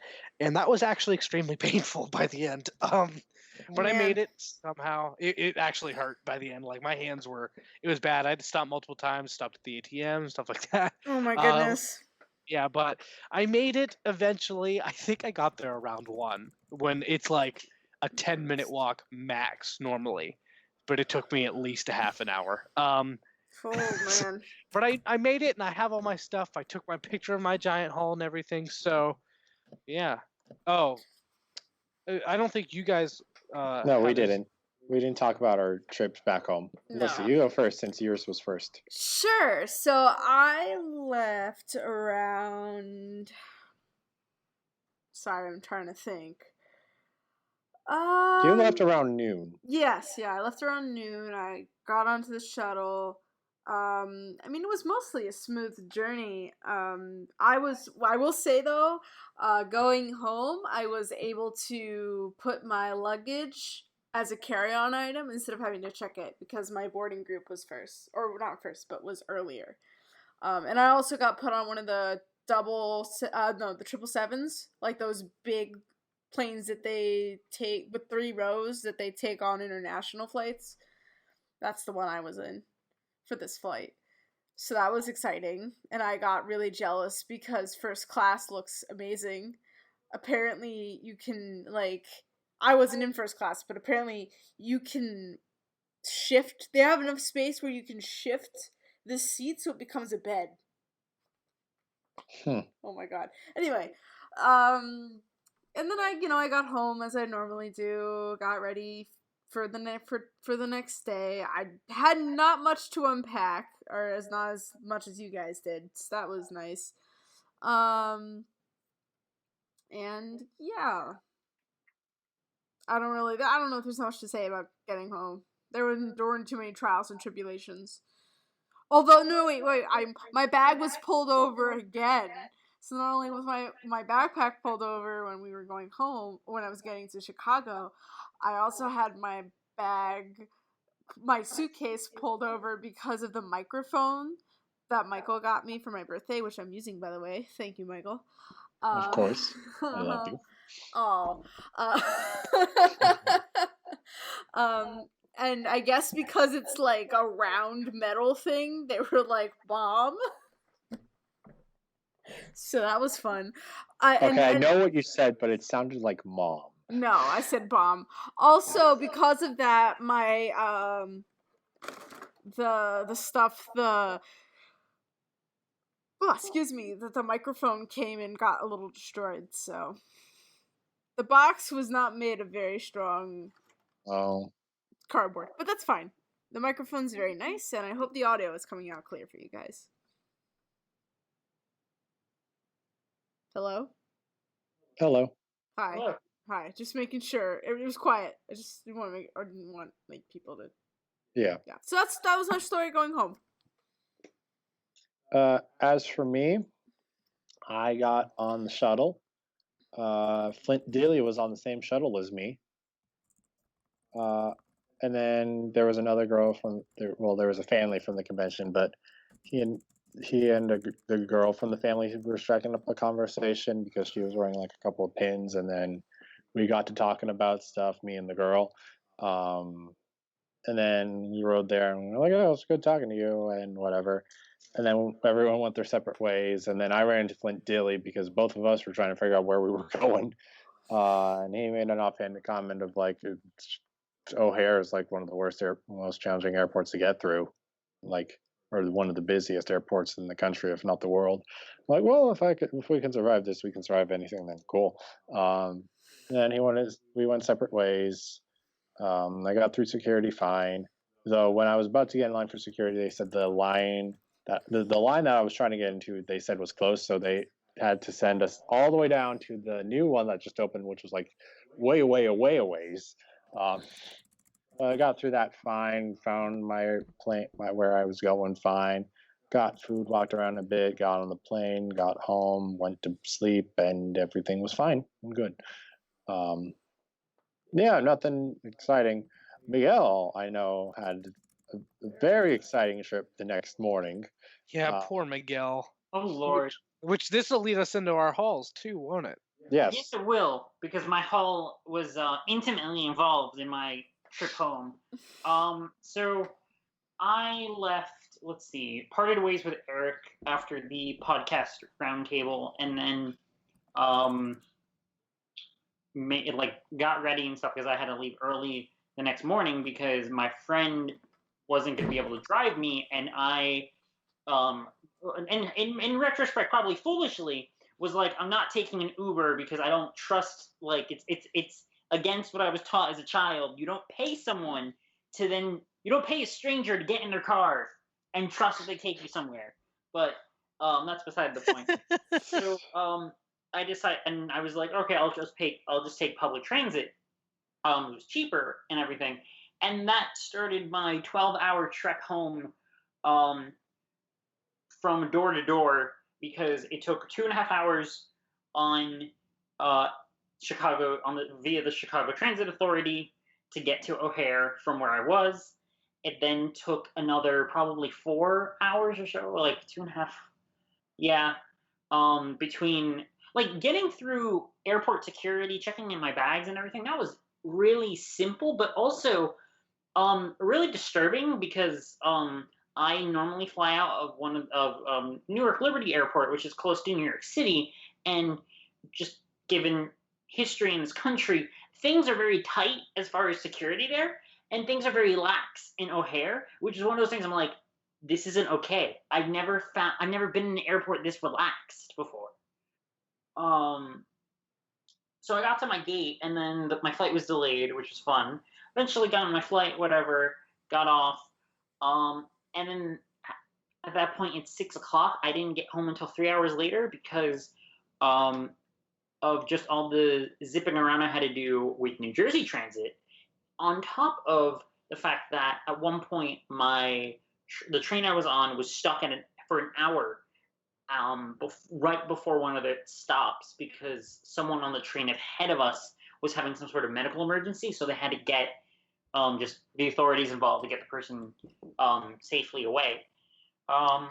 And in all of that, hustling and bustling with all of my stuff, carrying all of it, unfortunately, portions of my haul did not survive the trip, which will now require me to, in combination of stuff which is somewhat of a PSA, when you buy stuff at the con, especially if it's loose, pay extra attention to it. I didn't start doing that I wasn't kind of annoying about it until Sunday, which was good because I avoided spending over $100 on stuff that wasn't in good shape when I was having either transforming it or looking at it myself or having the dealer mess with it. What was wrong with the Transmetal 2 Megatron? The Transmetal 2 Megatron, well, one of the things that it had was like some chrome flaking, which I was like, it's gonna happen. Yeah. But upon inspecting it, there's on both of his legs, there's this flap thing that kind of looks like a wheel. One of them was missing, which when I pointed it out, the dealer went kind of nuts because he was very upset because he was like, I bought this thing at even says like I bought this thing at a garage sale for $20. I thought it was complete. At the same time, he was like, I know I have this part at home, so I could have just parted it together and it would have been perfect. Oh no. That and on Saturday, I noticed that there was one table that had an assortment of things a dealer assortment of things on their table. It was the one near the Agabus booth, and then next to their table on the floor, they just had a bunch of loose figures in a box. And one of them was first edition Bulkhead, and it was for $40. And I had put it back. I had left to kind of go look around the dealer room, and later that night, I was like, I left the $40 FE Bulkhead because that's a pretty good price, especially in the dealer room. You could probably talk them down a couple bucks. So when I came back Sunday morning, I had told Eric and Michael, hey, look out for this thing for me if you guys go into the dealer room. And apparently, based on what Eric told me, both of you looked at it, said Miguel was wrong. That's the Primar ID one, and you left. I think I might have seen a different. I might have looked at the wrong table. Yeah. Because mean, I you were there swear. with me. You showed Yeah, up. but and there's were like, a "Wait." lot of tables. There's a lot of tables. You showed up right at the same table where I was waiting for the guy to transform it, and you were like, "Oh, we thought it was the Prime RID one." Did Wait, Mike? was it did on you the get table or was it in a bin below the table? No, it was on the table. Okay, I really On thought Sunday, that I saw it was on the table. Okay, huh? Okay, because at the very least, we never saw it. We just saw the one that was in a box that was wrapped, that was in a plastic baggie from Transformers Land. Yeah. Okay, no, okay, so then it was a separate table, right? I went to the Yeah. right table. What was like, hey, like, could you transform this for me? Because it was in vehicle mode. And the guy was like, yeah, sure. Took forever to transform it. And upon transforming it, I'm like, okay, this thing looks perfect. Until I noticed that his two doors that become part of the chest, one of them was fine. The other one was missing all of the metallic green that it has. Oh. So I was like, that's missing a paint app. And he's like, what? And I'm like, that's a deal breaker for me. I'm sorry. And he's like, oh, yeah, I understand. And then the guy next to him was like, is that Effie Bulkhead?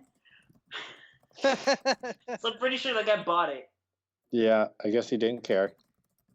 Probably didn't notice. I don't think the dealer would have pointed it out. I was like, yeah, it's got a missing paint app. Yeah. You can do 2 for 30. Well, what did you get? Oh boy. Oh wait, can I interject quickly because it slightly follows off Miguel's story? Sure.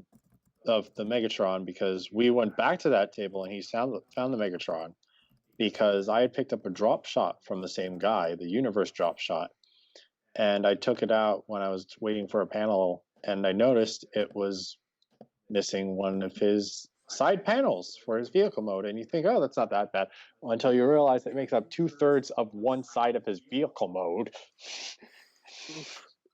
And I had specifically, like, I know there was a countdown, a Universe countdown next to him. And I know they were different size class, but the countdown was 35 and the drop shot was 12. I'm like, oh, that's very interesting pricing considering.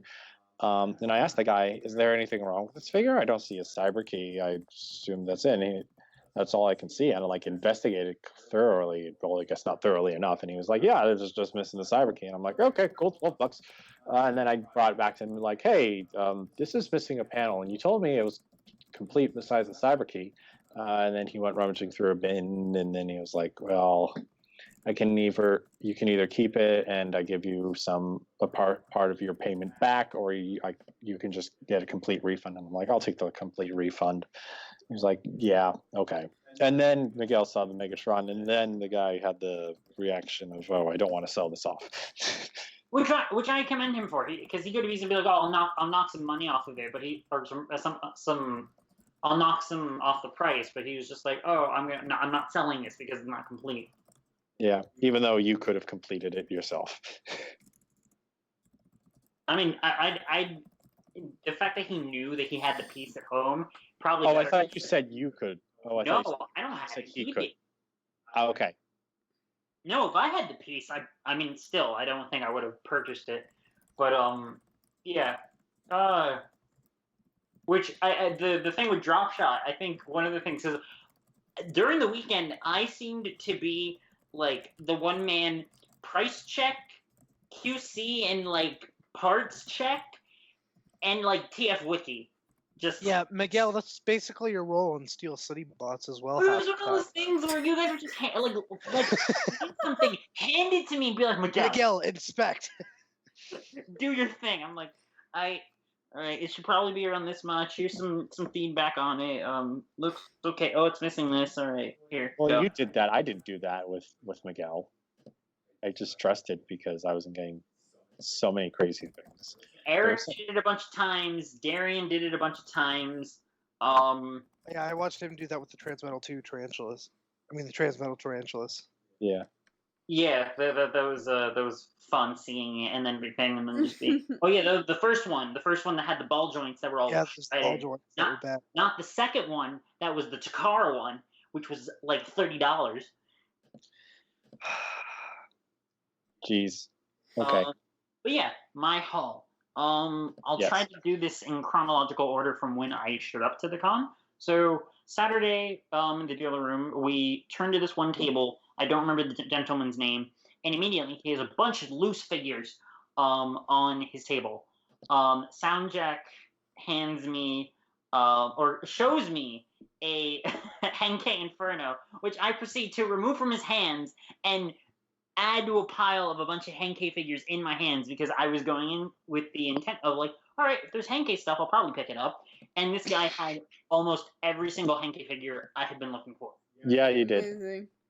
It's amazing. Granted, unfortunately, most of them a bunch of them had some minor paint flaw or something. The main things that were wrong or issues that were to be had were, one, he had a Henkei Sideswipe, which I was excited to see because I have Henkei Sunstreaker and I need Sideswipe, and Sideswipe was missing his gun. And as much as I tried to plead with the guy of, hey, you have Sunstreaker here, Sunstreaker has the gun, they're the same gun, can you swap? You keep saying you have Sideswipe at home. That wasn't budging. He just set it aside and he's like, all right, I'm gonna jot down your number. If I find the gun, I'll hit you up. And I'm like, all right, that's all I can ask for. This one dude who's he had a friend helping him out. I know of the friend who was helping out from online. He's a moderator on TFW. I may hit him up to locate his friend because I feel like he'd be a good source in the future. Mhm. Just to, like, if he's offloading stuff from his collection, grab it since I bought so much stuff off of him. Yeah. I got Henkei Inferno, Henkei Red Alert, Henkei Ratchet, and Henkei Ironhide. Ironhide is another one of the figures that unfortunately has some QC issues that I wasn't aware of at the con, so I may need to procure a second one, which is fun. Henkei Prowl and Henkei Smokescreen. Those were the ones that I picked up in my first sort of lot. Eventually going back and grabbing, I think it was Crosscut, yeah, Generations Crosscut, and two of probably my best gets from the con. He had a Waspinator and a Quick Strike in bats for pretty decent prices. It wasn't until I inspected Waspinator closer that he was like, oh, it's the Beast Wars 10th, and I'm like, there's no Predacon tampograph here, but this has hella paint. This is the Telemoka, the Japanese 10th anniversary one, which probably, like, the price, it was like 20 something. I was like, all right, it seems to be right around what you would pay for it. The problem is that most people who have these aren't selling them. So I scooped that up because I don't have a good version of the original Waspinator mold anymore. I think I have my childhood one, which is the Fox Kids repaint. That's blue and yellow. I have the Beast Wars 10th somewhere, but I think it's missing a missile. But grab that and grab Quick Strike, which later discovered it's the Japanese metals version with the better paint apps on the face.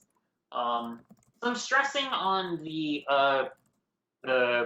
scorpion legs that become his hand, but it's such an old toy at this point. Like, it's 21-year-old toy.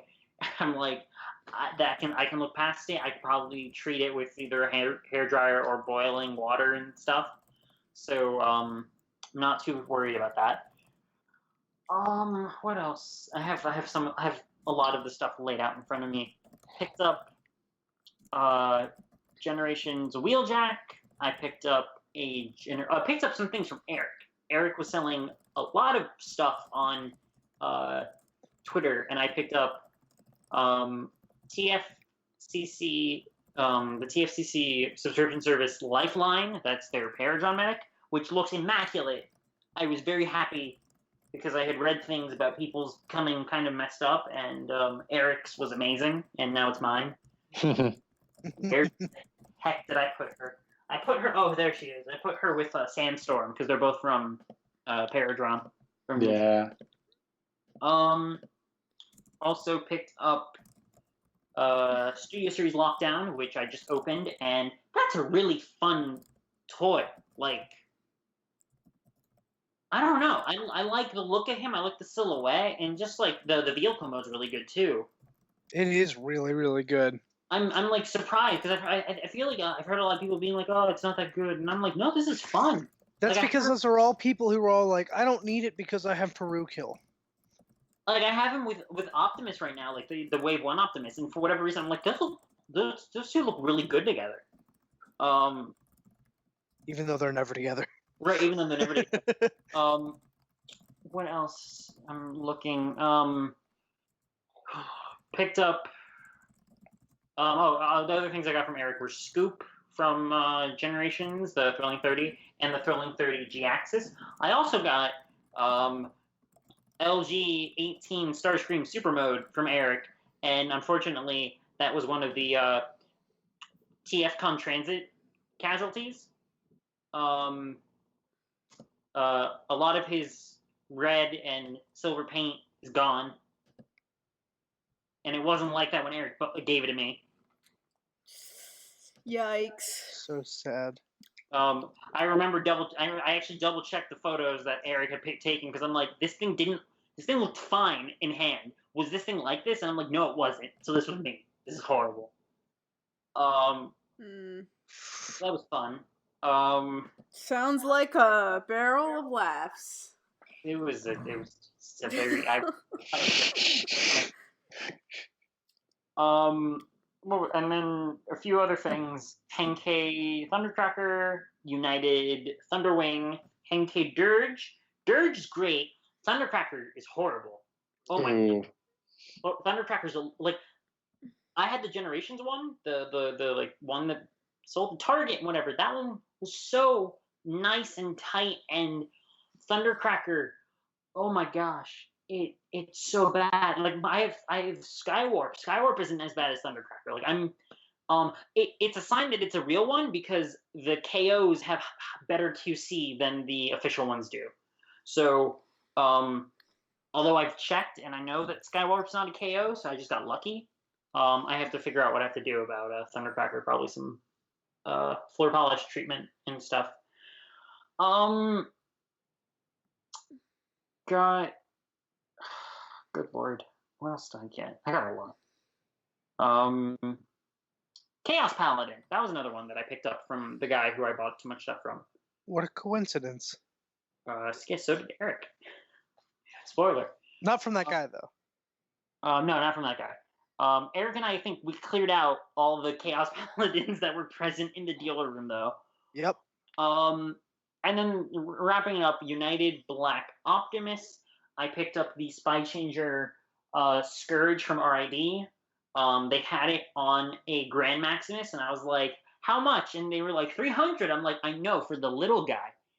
And they're like, 10? I'm like, hello. This is mine now. Also, who else was there? Even though we both discussed that would be ridiculous to do, but you did it. I did what? Wait, were you not just talking about the wheelie? No. Oh, sorry. I wasn't paying attention then. Oh, I know what you were talking about. Never mind. That was cool. Yeah, the Spy Changer Scourge. No, I spoiled wheelie.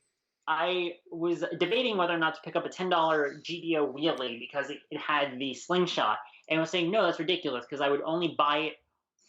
I'm only buying it for the slingshot to give to Legends wheelie.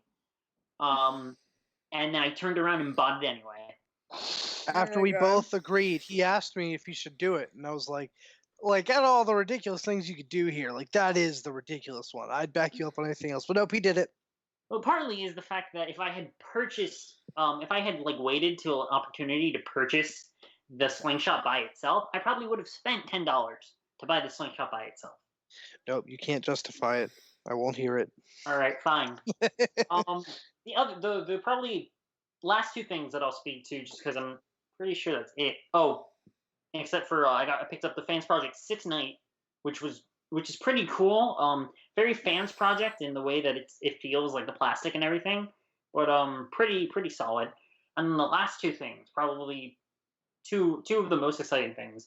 One, from the guy who I bought too much stuff from, he had the United Dark Side 2-pack with. No, you should do that one last because that's a perfect transition to me. Fine. The one thing I picked Too up. late. Fine. Before we talk about Dark Side, because there's a bit of a story there. Passed by a table, a guy had a boxed Universe Nemesis Prime, the Bloody Tusks Mammoth redeco of a big convoy.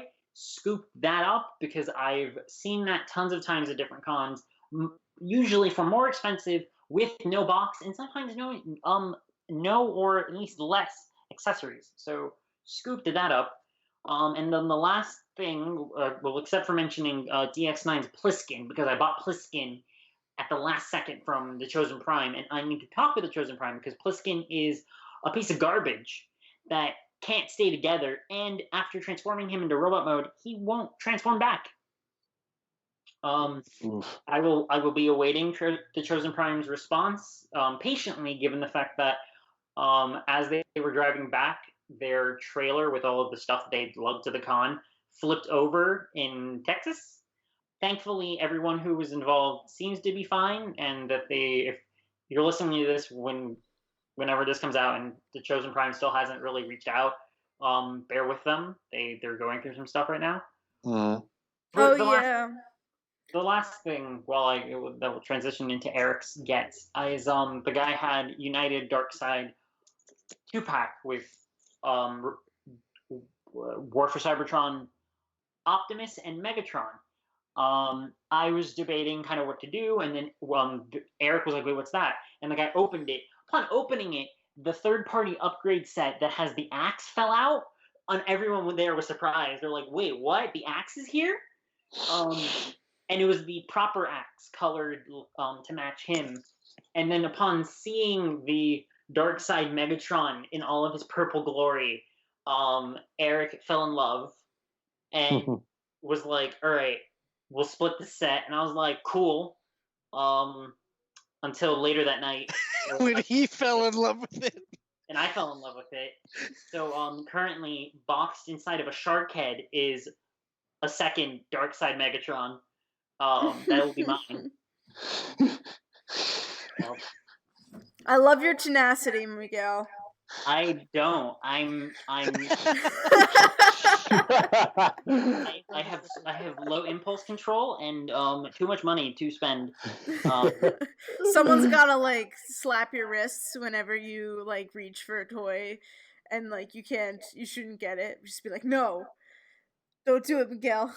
So that should be you if we all go to TFCon Toronto next year. We're just gonna be with him the entire time, and you're gonna be his conscience. No, now Miguel. I'll probably bring my conscience next time. Okay. Conscience is 5'2", and Bill will kick me if I spend too much. But yeah, that was I got LG Black Arachnia. That was another thing I got. That's a good toy. Weird toy, but yeah, Dark Side. Very thin waist. Very thin waist. But those Dark Side figures are really cool. Eric, talk about yours. Yeah, so that Megatron, beautiful. Was so happy with that. Just a quick recap. I did already mention, because from the Target run and the GameStop run, I got Archangel from Marvel Legends. I got Cyberverse Ultracross Shockwave. I got Studio Series Dark of the Moon Ratchet and Shadow Raider. Now onto the con. So just get the Marvel Legends out of the way. I got the Build-A-Figure from the Thor Ragnarok wave, the Gladiator Hulk, which I was very happy with, and the Marvel Legends Doc Ock, both for very, very reasonable prices. And then to finish off Cyberverse, I got the Warrior Class Megatron, because after Jared got that after one of our hangouts, I decided that the articulation was decent enough, and the flailing mace gimmick rocked. So I was like, yeah, I'll get that. Then, speaking of black and purple Megatrons, I did get the Dark Side one that he mentioned, but I also got the black and purple redeco of You did pronounce it wrong correctly. Exactly. No, because I say it faster, like I go Ridico. Ridico. You took the time to pronounce the dick part of the Ridico. Why did you say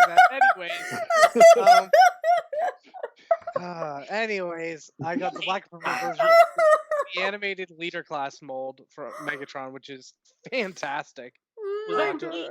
Yes, complete. Oh. Have you tested Yep. out the electronics at all? Oh, you have? No, the electronics don't work, but I think that's because there's no batteries in it. Oh, Yeah. Blur rocks. Deluxe class Blur from animated, and deluxe class Jazz from animated also rocks. Let's see. Let's get the art out of the way. Art, I got. There was a sticker that came with the Unrustables figure that I got, and then I also got a Tarn print, small Tarn print, a small Tarn pin, and an Amazon Prime print, which rocks. Which is like an actual character, Amazon Prime. But going back to the Unrustables, that was a dude that I actually traded a whole bunch of, sold a bunch of stuff to. So that was part of the deal, and then I got a bunch of money, which I then went and bought stuff with. Yeah. You did. I also got G2 Grimlock, the original G2 Grimlock, which rocks. I got the cassette 3-pack from Target. That was from Michael with the Bumblebee one-step changer. B. Yeah, then I also got Battle Charge B, the leader class one, which rocks. The Last Night Crosshairs from Ollie's for $5, and Last Night Bumblebee from Ollie's for $5, which is also great. Speaking of Bumblebee, I got movie masterpiece Bumblebee from the Bumblebee movie, who I have finally opened today and is awesome. Although I had already handled the mold previously a little bit. Movie masterpiece Barricade, first time handling that mold, and I freaking loved it. What other movie masterpiece? Challenger, Unique Toys Challenger. The best transforming toy I own, hands down. Could not believe it. Yeah, I'm so impressed with that toy still. And then I bought the KO of Peru Kill, which the only difference, the quality is the exact same because I've already handled real Peru Kill, is that it's cheaper and that the dog is color different, but they're coming out with a KO dog set that has 3 of the dogs, one of which is, like, they're all different variations, one of which does look like the original, though, so I could have the original colored dog if I want. And then I also did mention I already mentioned that I got the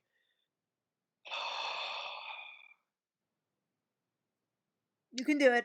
I believe in you. Come on, Eric. Think. Perfect effect. Perfect effect. Transmetal 2. Already got that. Yay, he did it. I'm so proud. I got, and let's do speed round. MMC reformatted Deadlock, which is awesome. Perfect combiner Core Magnus, the white cab bot for Combiner Wars Ultra Magnus, which is also pretty cool. Magic Square 1 Ultra Magnus, which is the best looking ever Legends class Ultra Magnus toy. Planet X Apollo, which is their Fall of Cybertron Ultra Magnus, which is probably the most refreshing take on Ultra Magnus I've ever had, ever. Highly recommend it. I also got, what's the company name of the little Shockwave I got, the Legends class Shockwave with the purple Diaclone suit? Does anyone know? Nope. The purple Diaclone, whatever. It's a third-party Legends class Shockwave, which is actually really good, so I need to figure out the company name. That comes with a little purple Diaclone mech suit. Is that the upscaled KO of like? It might be because he seems a little big for a Legends. Yeah, like my friend picked up a cup from that same company, and it came with Diaclone guy. Yeah, I think so. So for a moment, I forgot that Cup was a character, and I was like, "Why? why did he just get a cup? Like what? Like go to the supermarket like normal people. Come on!" And then I remembered, oh, there's a character named Cup, right? With a K. Yes. Yep. Cause I copyright. got that, and that thing is awesome. Then I got the let's go to exclusives, the Construct Core. Which is, the retool of the Steel Core figure, which I already have the TFCon Toronto exclusive, the Severo Core, their Grimlock version, which I have to say, The Grimlock version is a better toy, but this one is a prettier toy. The battle damage on this version is amazing. Really, really well done. And I got a free little bonus, like, core chest guy, so I can use that on my... Because he doesn't have the chest port, which I didn't realize before buying it, which made me a little sad, but I still really like the toy. It's very pretty, so it's okay. And that little guy can go with my Grimlock version of the mold. I also got exclusive G2 breakdown, the crack up from X Transbots, which was very pretty.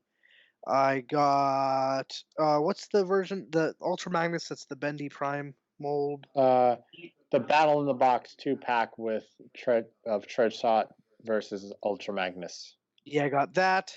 I got Black Convoy for like the original RID. The Car Robots Black Convoy, the original based off of the G2 Laser Prime mold. Yep. Which was kind of a meme of the con because a bunch of tables had them everywhere, and we were hunting down for like the cheapest one, and we still didn't find the cheapest one. We didn't find the cheapest one. We found the first. We found I think one or two for 100. We found Eric's for 65, and then later on, I saw one that was in the box, but also inside of a bag. Turned around, and when I turned it around, it was $50, and I was just like, "Hey, Eric." Yeah. Okay, but here's the funny thing about that $50 Black Convoy was across from 100. Was across the aisle from a $100 one. So we were just kind of hoping that someone would get the $100 one, turn around, and find the $50 one. Yeah, that'd be funny. That's amazing.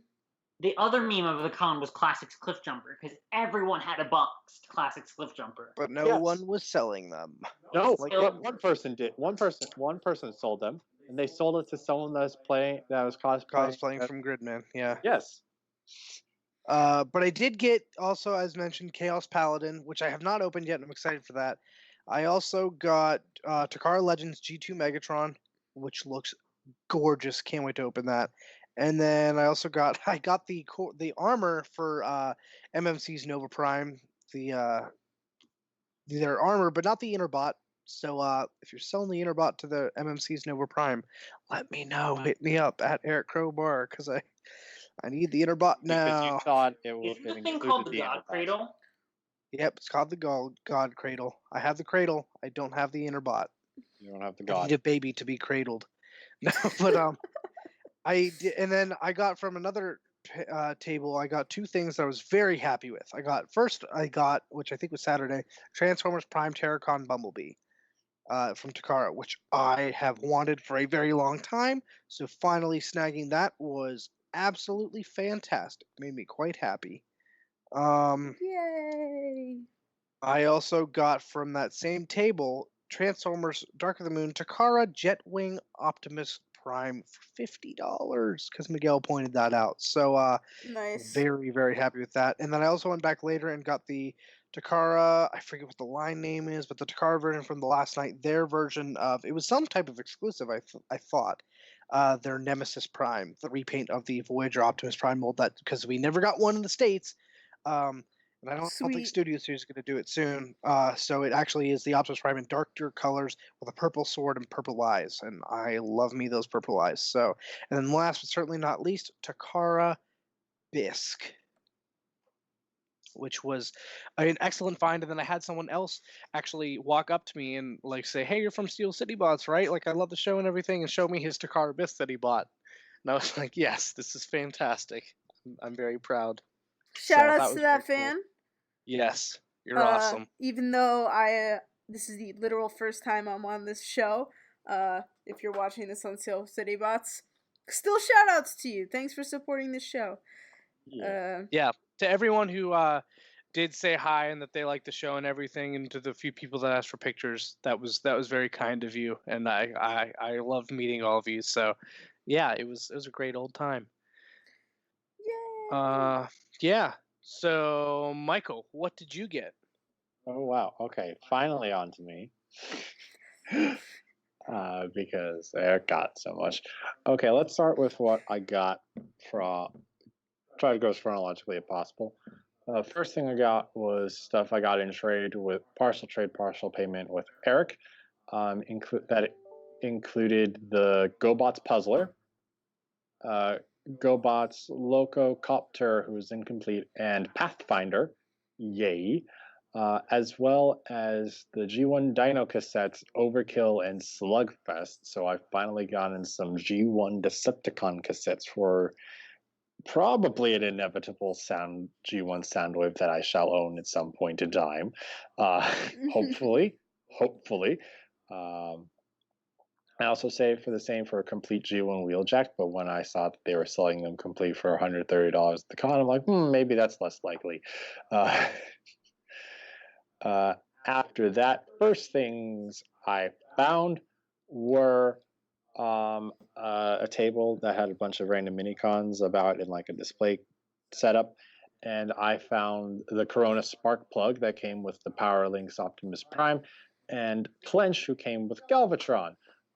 And they were $3 a piece, and the Corona Spark Plug has like vacuumized chrome metal, vacuumized chrome on it. It's all gold and it was pristine, and I'm like, yes. After that, I bought a Transmetal Waspinator, who I had thought when I bought it, oh, it's incomplete, but no, it actually was. It did have its Stinger accessory. Well, I didn't think it was incomplete when I picked it up, but like when I took it home, I realized, oh wait, it probably doesn't have the accessory, but it did. Then it just fell on the floor when I was pulling things out of bags. And then I think the next thing might actually be my favorite thing I got at the con, which is Terradive. The Hunt. No, it wasn't Hunt for the Decepticons. It was just Transformers 2010. Maybe it was affiliated with Hunt for the Decepticons. But the Terradive mold, got it for $5 complete. Everything was good. I've had a wonderful time posing that figure. And while I did get another figure that I've been waiting for a while, it is a really good figure. I think just because of cost versus playability, I think Terradive does win overall, which I found very surprising. Then I went to the table that had the same table that Miguel was getting all of his Henkei stuff from. I found Generations Skids, Generations Trail Cutter, and Movie 07 Fracture with the color. It was based on the Crasher mold, using Crasher colors from GoBots, who's based on the Mirage toy. That was cool. That was fun. And then after that, we went to a booth that had a lot of BotCon stuff, and I didn't realize till well after the fact, like the next day, that that was Pete Sinclair, who was a big deal at BotCon and all that stuff. But from there, I got the 2 pieces of animated fiction that were convention exclusive, the Return of Blur and the Stunticon job, the Diamond Select printing with the extra content in the back. After that, there was a Cybertron evac, which I picked up, which was complete with Cyberkey and everything. Really cool. Never had that. So now I only need one more of the planet leaders from Cybertron, and they are complete. And that one is Metroplex, so I will need space for him. Rewind. G1. No, why did I write down Rewind? Eject. G1 Eject, because I have G1 Rewind already and G1 Ramhorn, and all I need is G1 Steeljaw, and then I'll be set on Rewind's Autobots. And then I got a boatload of Japanese exclusive minicons for incredibly good prices. The individual ones were $10 a pop, and then the full teams were $20 a pop, and the one team included 4 of them, and they were all like Japanese, like special giveaways, and it was awesome, and I'm so stoked I have them. For reference, I obtained Overdrive Edition versions of the Street Speed Minicon team, Spiral and Oval, and since we're in Japan, their names were Sieg and Nitro, and I'm only missing their one team member, so I can hopefully snag that at some point. I picked up one version of the Destruction team, Destruction Minicon team, the buzzsaw mold in the undergrowth colors, which is really nice, like limey green with brown and like some blue highlights, which is really nice.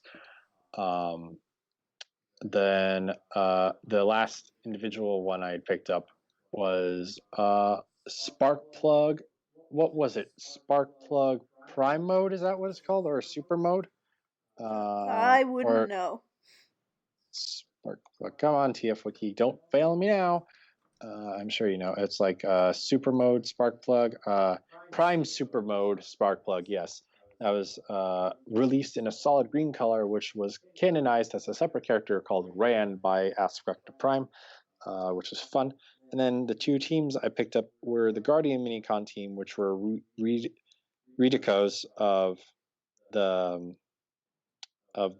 Recon Minicon team from Cybertron that are called Guardian Powered, Guardian Sky, and Guardian Speed. Very creative names because one's a truck, one's a helicopter, one's a car. I bet you can guess which name goes with which. I think the sky one is for the truck, but that's just me. Yeah, I mean, you're right, but like, still very obvious, wouldn't you say? Yeah, totally. And then I picked up translucent versions of the Classics Dinobot team along with the Classics Dragon molds that were all released around the same time. But the Dinobot versions, the Dinobot minicons, being based on the movie minicons in translucent colors, I should say, with the movie Dinobots pre-production names to hide their identities. So, and they were named after Rocky villains. So we have the one that's based off Strafe being called Polly, the one based off Grimlock called Ivan, and the one based off Slug being called Thunderlips, which is beautiful. And despite the Dragon one being very closely associated with them and being sold with them, unfortunately it is not named Drago. It is named Sling. But those were some stupendously good minicon finds. Speaking of very good finds, I picked up a Galaxy Meteor for myself with the money that, partially with money Chris had owed me. Thank you, Chris. Very good toy. Unfortunately, the one hip ratchet is not fantastic, and I saw things on forums a little bit, but I didn't see a fix yet, so I'll have to keep looking about that. Then one thing that I found that Miguel was like, dude, just get it, because it was a good price, was Gasket, aka Cybertron Ransack, who was released in Japan exclusively in a police deco. And I got that for a very good price. I even got it cheaper than the amount of money you had to spend in Japan to receive it, because it was one of those exclusives that were like, oh, you get this much amount of money from the store, then you get the figure as well for free. But I got it, and it's really cool. Other things are not as exciting as that, but I did pick up a Cybertron Thundercracker for $6, just because mine literally split in half from my childhood. Oh so my I have goodness. Rest It's in not, pieces. Yeah, literally. Admittedly, like, not a great mold, but like $6, I couldn't go wrong. And it wasn't complete anyway. It was missing a missile. After that, I went back to the same booth. I got Corona Sparkplug and Clench, and found Armada Predacons minicons, Skids and Sideburn, and I'm like, I don't think I'm finding Predacon at this point. I haven't seen it at all. So I just grabbed them because I thought that'd be fine. Rob did show me later on that there was someone that was selling Predacon complete, but it was in the box, and at that point I'm like, I don't have enough space in my luggage, so I was fine. I was fine with that. Then what I thought was going to be my last thing was I picked up the Airstrike Minicon Patrol, the full 4 team from Micromasters from G1 for $15, alongside an animated Jazz for $15. I thought that was going to be my last purchase, but Miguel found the Demolition team, the Classics Minicon team, consisting of broadside sledge and wide load for $10. And I'm like, I know I don't have that. I'm going to get it because the team's complete. And then I also got a signature from Alec Willows because you have to pay for signatures. But because you had to pay for signatures and they could only take cash, and at the point I realized, oh wait, I don't have enough cash for 2 signatures. So because I wanted to get Ian James Corlett's as well, but I went with Alec Willows because admittedly I like Tarantulas more. But Ian James Corlett is still an amazing person, and I'm still sad that I couldn't get his autograph. But that's it for me. So now on to the last person, Alyssa. You got stuff at this convention. I did. I said I wouldn't because I didn't think I would, because Transformers, as I've said, isn't really my big thing. So I was like, and like, look, I'm not like against Transformers.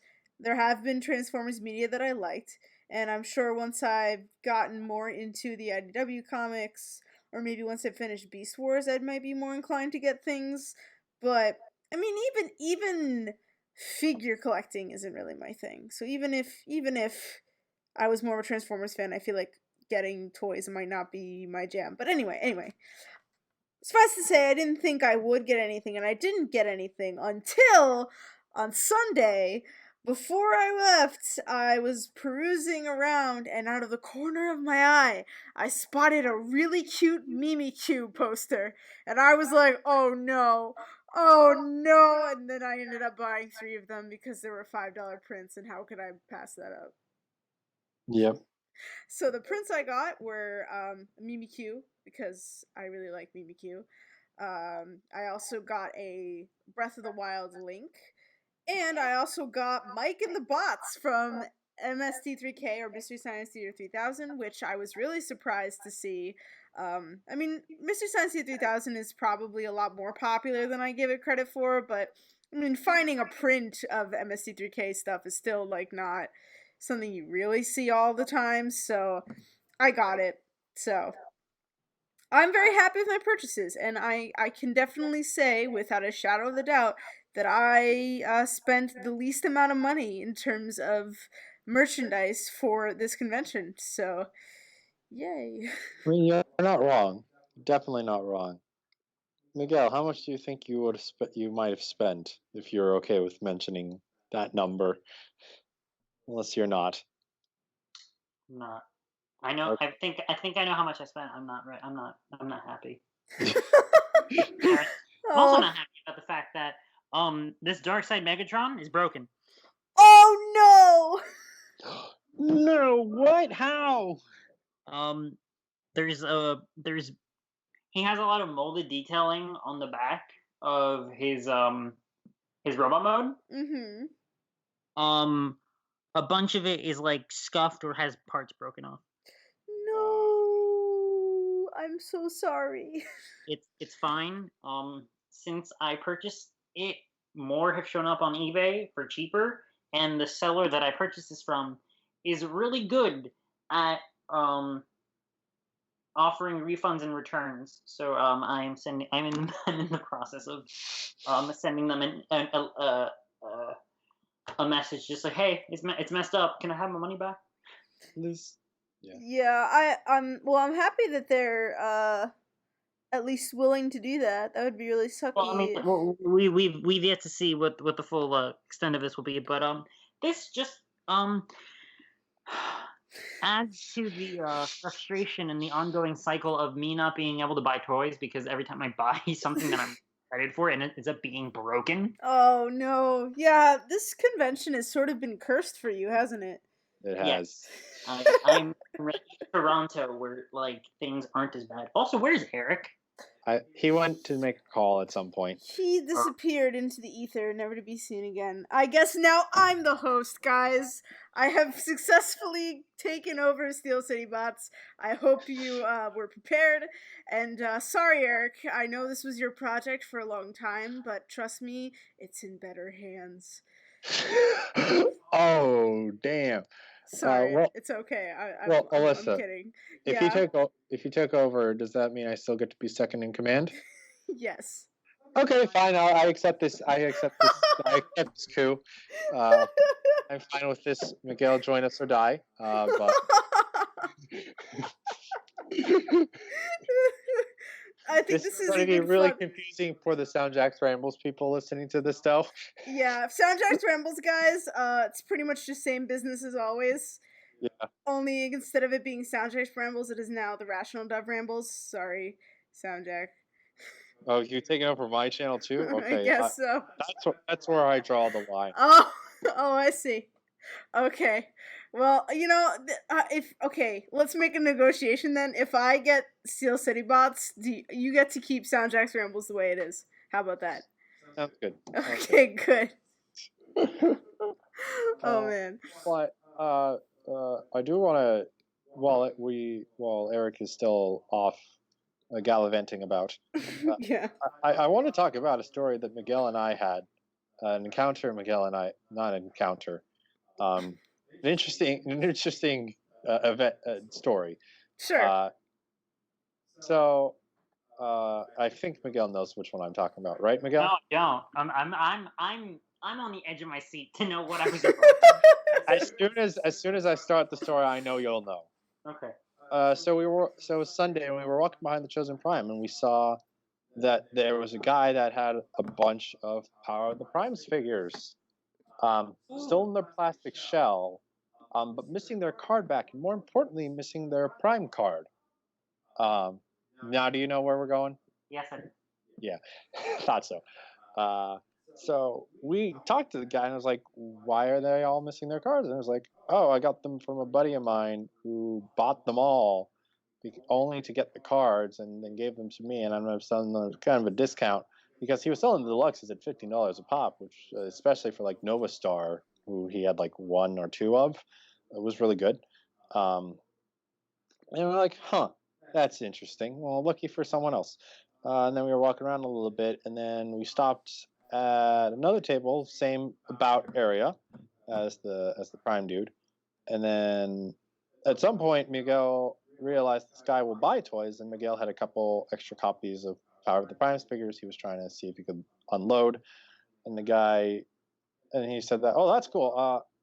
Let's see if there are cards I don't have, because that I'll give you extra for them." And I can't remember exactly how it happened, but I think I looked back at the table with the guy with that I could see from behind me, with all the different Power of the Prime figures. I'm like, "Wait, was that?" And no, I think Miguel might have asked that, and Miguel was like, "Wait, was that you?" And then he was like, "Oh yeah, I'm collecting all the Prime Wars cards, all 12 variants of all the figures." And we were just kind of, I think, slightly awestruck about how far his collection was going, and how Miguel was getting ready to feed it even further. Yeah. Amazing. Man, forever though, because he was like, "Oh, I'm not sure which cards I have, so I need to get my computer." So he sent his friend to go up and like. Who was watching? Who was the friend that was watching the table? But it took the other guy like 20 or 30 minutes to get the laptop. Yep. In that amount of time, Eric found the table, realized that guy was buying stuff, went up to his room, came back, and they had started the negotiation process, I think, by the time he came back with the laptop. Or like, no, Eric just brought it down, and then you two started negotiating. No, Eric, no, never mind. Eric did not get back yet. Never mind. That was a pointless story. That guy, I feel sorry for that guy, because trying to get those cards, man. What a trooper. And Miguel had none of the cards he wanted, so. Oh, that's sad. He needed, I should say. But, yeah, that was a good time. That was a good time. So question, I guess, to sort of summarize things. What is your highlight of the convention, and then also your moment you could do without. Ooh, that's probably going to be tough for Miguel. I bet there's a lot of moments he could have done without. I'm sure. So, jeez Louise. Do you need more time to think about it? Yeah, do you have... Let me think. I asked the question and I'm not even sure. So I guess for me, the highlight for me was probably just being able to hang out with everyone. I mean, I obviously, like I've said many times, this isn't really my huge jam, but I feel like TFCon just let me like hang out with, you know, the rest of the Steel City Bots crew that was there. And even though I'm not on Steel City Bots often, or at all, I guess, it was still nice seeing people that that I knew about and that I've been wanting to talk to. So that was really great. And I also really liked the prints that I got. You know, even though I said I was really adamant about not buying anything, I have no regrets about buying what I did, and you know, that was really cool. I guess my moment I could do without was probably the whole breakfast scenario. Like, I really wish breakfast was a little easier to sort out. It also kind of sucks that Rosemont is so insular and that you'd have to take Ubers to really get around. I feel like if we were able to have our own cars, or if we like drove, it would be a lot easier to just, you know, just kind of go places. Obviously, like, I probably wouldn't have wanted to take a car, if only because that would have meant I would have had to leave on Sunday way earlier. I mean, it would have been it's a 10-hour drive from where I live to Chicago, so, and since I had work the next day, you know, I didn't want to mess with that, so flying was the better option for me. So yeah, I feel like the breakfast scenario was pretty unfortunate. That's me. So anyone else? I don't know if anyone else has a submit. I definitely agree with you. The breakfast situation was definitely a low point. Especially since I had to go back to Starbucks for another bagel, even though I thought I was being prepared and getting 2 bagels, so I didn't have to go back the next day. Yeah. High point. High point. I don't know. Let's Eric talk. Eric, what was your high point and low point for the convention? Eric? High point. Sorry, I was muted. High point. I'm not sure. Low point. Guy flashing Ironhide at me. No. High point might be Giordano's. That was amazing. Oh, that's a good point. Giordano's was quite fantastic. That might be my high point. I'm not sure though. Also buying a whole bunch of stuff. Oh, seeing my bank account, definitely the low point. That's what I'll put it at. There we go. That's actually it. The truth bombs, they don't stop falling. Nope. Boy.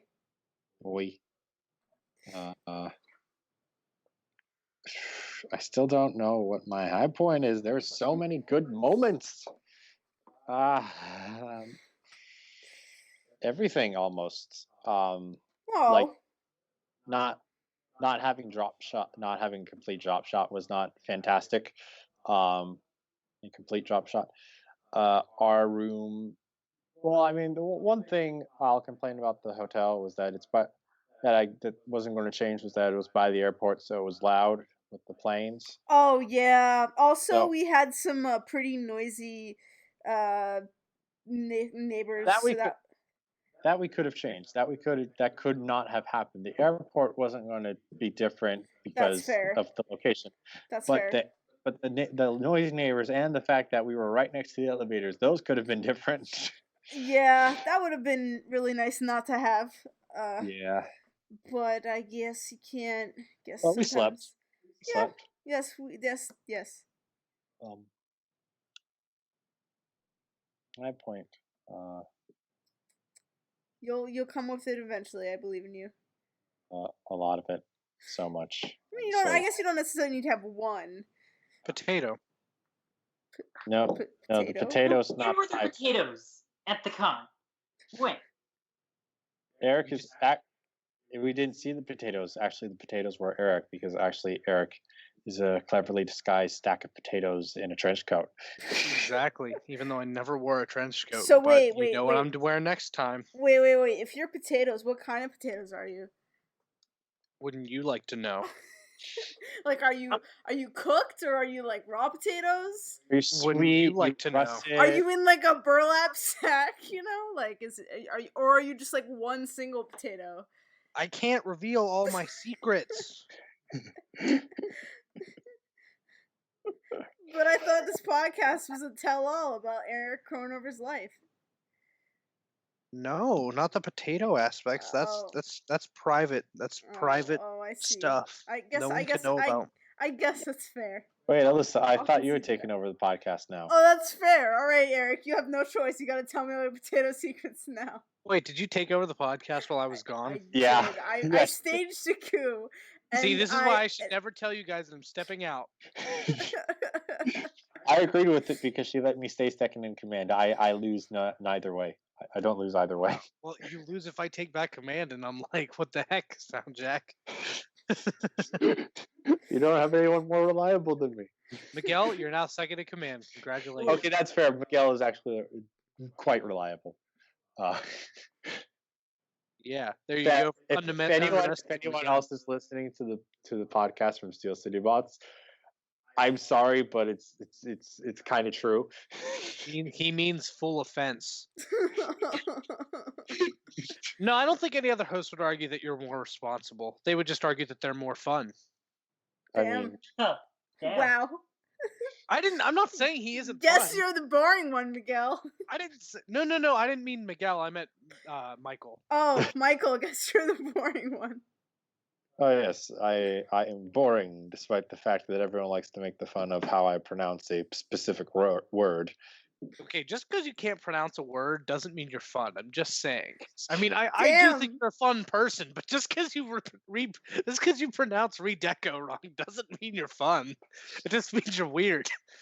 Whoa. I mean, you're pretty weird, Michael. But that's a compliment in my eyes, so it's fine. Oh, is it? You. No, it definitely is. Not being weird is extremely boring. So. Yeah. Oh, I didn't freak anyone. I didn't know what a low point I've realized is.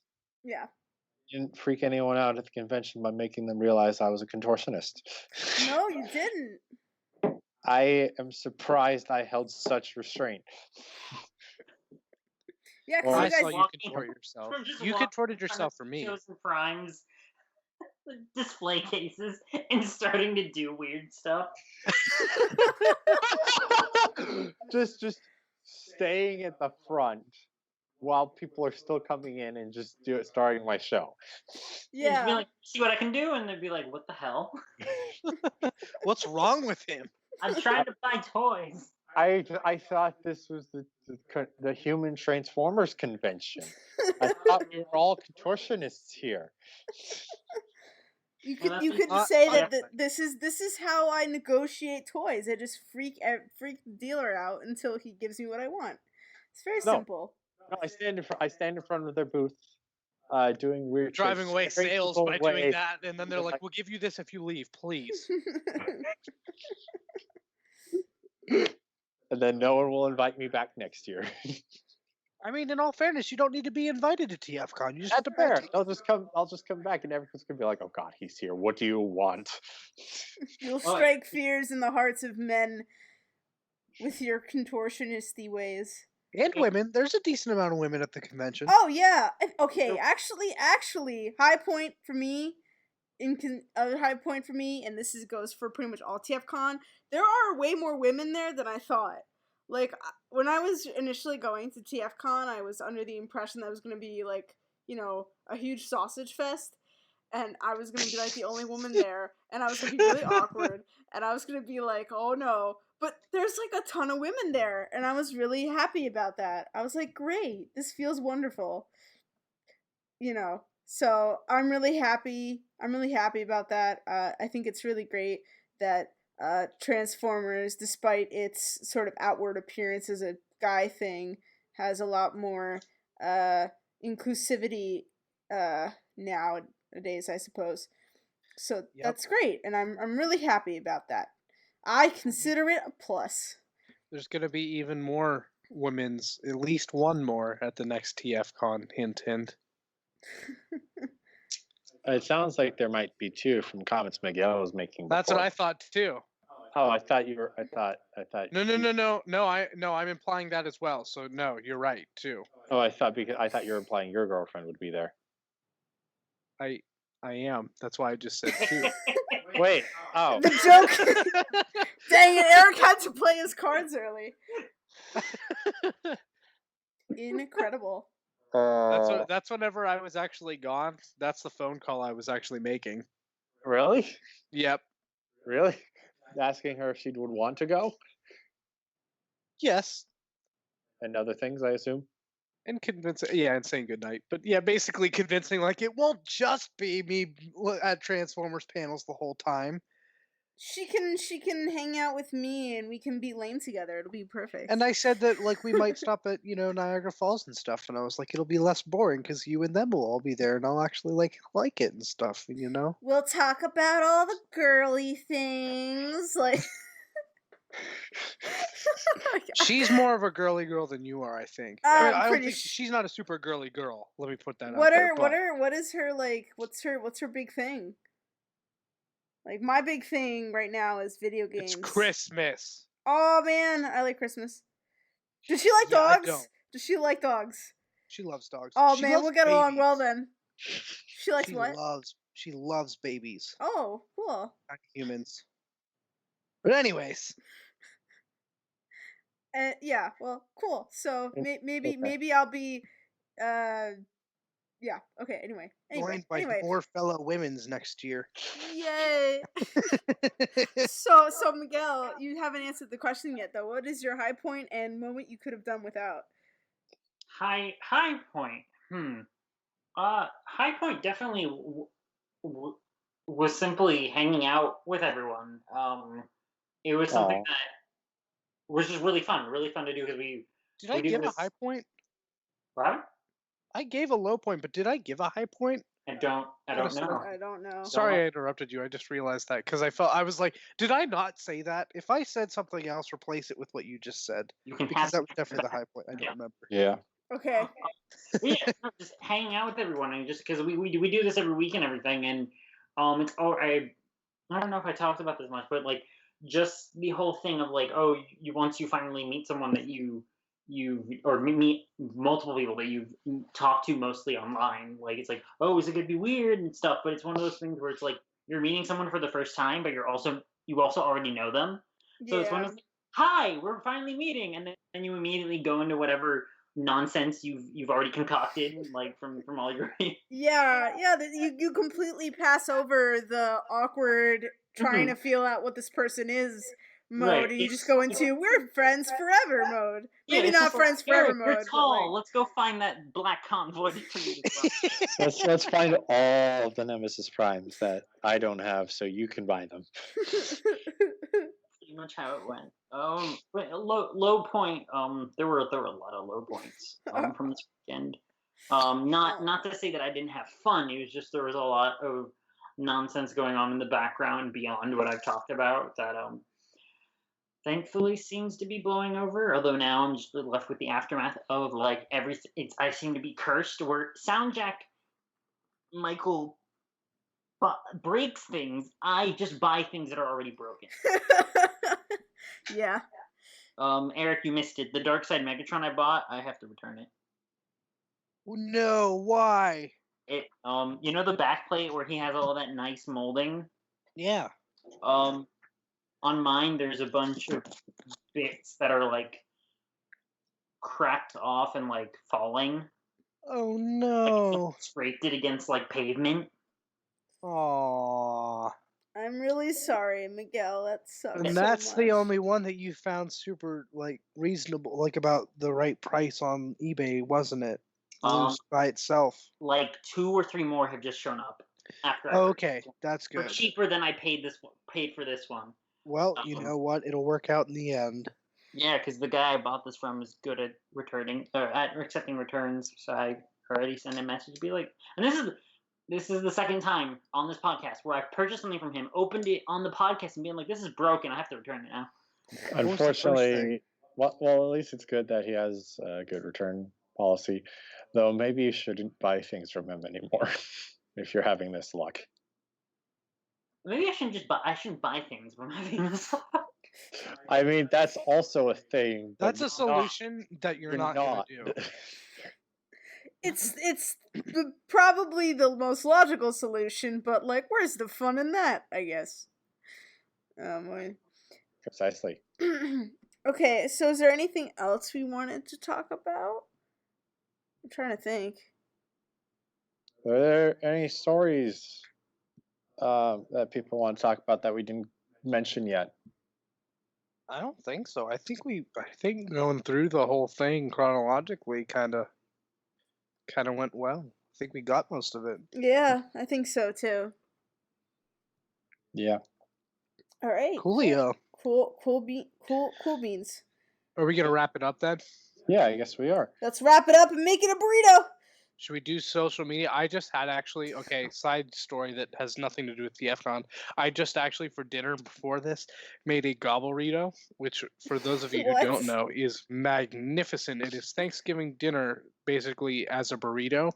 So it is mashed potatoes with black beans mixed in, which actually is not, you don't notice them that much. So it's pretty good.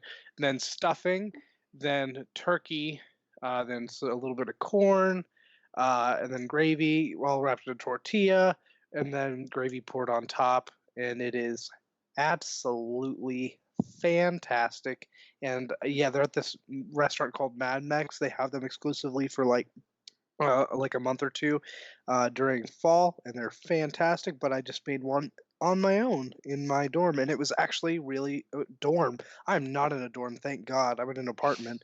I made one by myself in my apartment, and it was so good. I was very surprised by how actually almost just as good it was. So you know, there's my, instead of a burrito, we're wrapping it up like a gobblerito. Like, so by hearing you talk about this, half of me is like, wow, that sounds tasty. And the other half of me is like, I feel like I'm slightly scandalized by this. Like, how dare you put mashed potatoes in a burrito? Like, are you crazy? But, crazy, but in the best way. I see. Anyway. Oh, should we do social media? Yeah, we should. I just realized while we figured out how to do the intros, we never figured out how to properly do the outro. So we're just going to wing it at this point, I think I have it figured out. So if you like this podcast, if you're listening on Nerdy Geek Talk, definitely, to the Steel City Bots version, definitely subscribe to Nerdy Geek Talk on YouTube or anywhere you listen to podcasts, all that good stuff. Apple Podcasts, iTunes. Is that where we can hear Steel Pity Pots? Exactly. iTunes is where you can hear Steel Pity Pots. Google Play, Stitcher, Podbean, all that good stuff. Also at Nerdy Geek Talk on Twitter, where it'll tweet out the episodes. Also, there was another episode of Steel City Bots this week where we actually talked about like the studio series reveals and all that good stuff, and bots, all that fan-frickin-tastic stuff. And it was us who were here minus Alyssa, I think. Yeah, it was. It was exactly that. So we're on double duty, and everyone else is slacking this week. Jeez, what the heck? But so there's that, and then at Steel City Bots on Twitter as well. But personally, you can find me at Eric Crowbar on Twitter, at Aramis Prime on Instagram, or at Eric Crownover on YouTube. I think that's about it. So, but also if you're not listening to SoundJack's version, then definitely, if you're listening to Steel City Bots version, head over to SoundJack's YouTube channel, SoundJack426, and subscribe to him there, where you can catch the SoundJack version of this podcast, the SoundJack's Rambles, since this is our amazing, super planned out crossover episode. Yes. Which my SoundJack's Rambles also features a pre-show talk for TFCon if you want to hear our thoughts about the show beforehand. Yes, which Steel City Bots does not have. So if you actually aren't subscribed to him, that is basically a bonus podcast. So head over to his YouTube channel and get that, because we didn't do anything for that for Steel City Bots. So definitely head over there for that. Yes. Where else can people find you at SoundJack426? Basically. Yeah, SoundJack. You can find me on Twitter and Instagram as well at SoundJack426. If I'll do my normal spiel for the Steel City Bots podcast, but obviously if you're on listening to this on my YouTube, like, share, subscribe, do all the good stuff. Twitter and Instagram, SoundJack426. I also have a Patreon. I don't advertise that much because I also don't do that much with it. Honestly, I think in coffee might be better because it allows people to donate when they want to rather than being on a paid thing, and especially since I'm not being good with keeping my Patreon up to date with things. I don't know. I'm saying things now just because I'm tired, even though I probably shouldn't. But Thinking out loud. Yep, how dare I? But anyway, I have my YouTube channel, SoundJack426. That's where I post my reviews and the SoundJack's Rambles podcast. My Twitter is where I post my photos to Instagram. My Instagram You got is this. for my toy photos, and my Twitter is where I hang out. So come on by and say hi. Nice rhyme. Yeah, that's what I do at the end of every SoundJack Steel City Bots. Okay, it's I did almost not know that. it's almost 11. I'm ready to sleep. Yeah, Okay. I feel you. Wait, did your internet go out at all? No, I'm with Alyssa. He Oh, has good that internet makes more now. sense. I was gonna Honestly- sense. I was like, what the heck? Why didn't we lose him at any point? This is very weird. honestly, I just had been having low levels of stress because I'm like, okay, when's it going to go out? When's it going to go out? And I had to keep reminding myself it's not going to go out. I'm not home. I'm somewhere that actually has a stable internet connection. That's funny. It's just so weird that yours goes out at like basically the same time every night. That is so weird. 10:24 on the dot. It's so odd. Miguel, where can peeps find you on the interwebs? People can find me on Twitter at Logos Minor, where I currently am trying to offload a bunch of stuff to kind of recoup costs for. Once someone reminded him to actually continue the thread. Well, no, I was continuing the thread, got and I was throwing the massive amounts of shade and put on. It has been hours since you tweeted that. That was like, this is my sales thread. I was like, oh, I'll look at his sales thread. And it was one tweet. It's just like, well, this is a really long sales thread, aka not even a thread because it's just a tweet at the moment. Yes, and then I tripled it in size. Now there's 3 tweets. I just thought it was really funny. I was just like, oh, I'm going to look at this. And then I was like, am I missing something? I took the pictures this morning, started at work, got busy at work, and then by the time I got home, I was like, what the hell's happening? Like, everyone's lagging on me because I only tweeted one thing. Then Everyone? Wait, did someone else say something? Well, it's more like you tweeted that, and then like Zeus, my friend Darian, and like. Oh yeah, everyone started liking that tweet. We say everyone. I'm pretty sure I like that tweet. I think I did. 4 people. Amazing. I didn't mean everyone. I meant like everyone that was at That knows you well. TFCon. Not even that. Zeus wasn't there. Yeah. I know. You know what I mean. And we're probably No, not going to no. see Zeus at the next TFCon because he can go to the one in Burbank, and we're just going to go to the ones in Toronto. No, he and Jared can hang out. Yeah, they can hang out. And then it'll just be us again for unless I somehow manage to abduct Tanner over the border. Yeah, that's not going to happen. But I mean, you said your girlfriend could come along. Well, yeah, and Miguel's girlfriend also. But I meant like Yeah, Transformers fan wise. yeah. Yeah. But yeah. Making her debut on the podcast of this specific show, Alyssa. The Steel City Bots one, not Yeah. on the Rambles, obviously. Alyssa, where can people find you on the interwebs? So you can find me on Twitter at The Rational Dove. Currently, I am pooping Being brick. irrational. Thanks. What are you doing? She's pooping. Oh my god, I'm making such a good impression. I am currently pooping bricks over video game news. So if you want to yell at me about that, I will perfectly yell back at you. Currently, it's Smash Bros. I am all over it right now. So if you want to yell at me about Piranha Plant, I am here for you. Piranha Plant is going to be everyone's main. I am maining Piranha Plant, and no one can stop me. That is So my mood right now. basically, everyone's impression who listened to Steel City Butts on all our other podcasts like Anime Overdrive. Now, first impression of Alyssa is she poops bricks and yells at people about video games. So That's not their first impression. That's their first impression about anything else disregarding TFCon. I mean, true, but still. I swear I'm more put together. I promise. I don't know about that. No, I'm kidding. Oh my god. I'm being assaulted on all sides. And this is the side of Eric that Miguel was worried would get punched at TFCon. I'm so surprised you got away He's well scot-free. behaved. I'm going to commend him. He's well behaved. Yeah, I'm well behaved. Yeah. Oh boy. All right. So I don't think it's mean. I'm just trying to be funny. But anyways. Yeah, so tweet at me, say hi. I'm very friendly, I like to think. And also I'm also on Anime Overdrive. I'm not sure when the next episode's gonna come out. I think we're recording this week, maybe.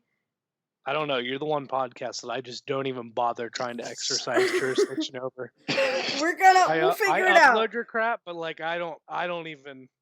Speaking of which, we got to talk about to try to get stuff done. Speaking of which, we got to figure out what the heck's going on with NGT reviews and Misaligned at this point. Yes, we do. But anyways, I'm on there too. And also I'm on SoundJack's Rambles. If you're from Steel City Bots, come check us out. We talk about a lot of random stuff. We talk about Are you on every things. episode? Not every episode. She's been on like 95%. I feel like it's a lower percent because I don't think you've had that many. Fair. So 90. I mean, Yeah. we're at 40 some episodes right now. Okay. I don't bother counting during the episode. I figured out when I'm uploading to YouTube and I'm putting the number and I'm like, okay, I got to go to the playlist and figure out what the last episode number was. And I think the last one was 42. Yes. The answer to life, the universe, and everything. Yeah, Amazing. which is apparently Rocky Horror Picture Show. So. Wait, what? Oh, that's what episode it was. Okay, that makes more sense. Right, wasn't it? Wasn't 42? Yes, it was Rocky Horror because it was for Halloween and we did the Time Warp again. Yeah, so yeah.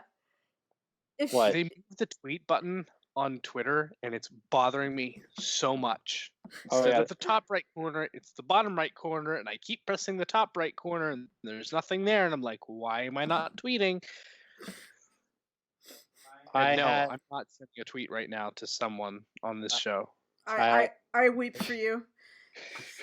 I have not received that update yet, so I am fortunately unscathed by that weird change.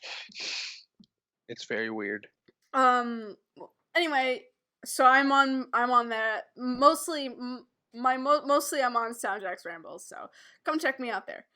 And that's all for me. Yep. I think that's about it for this episode, so thanks for listening, and see ya.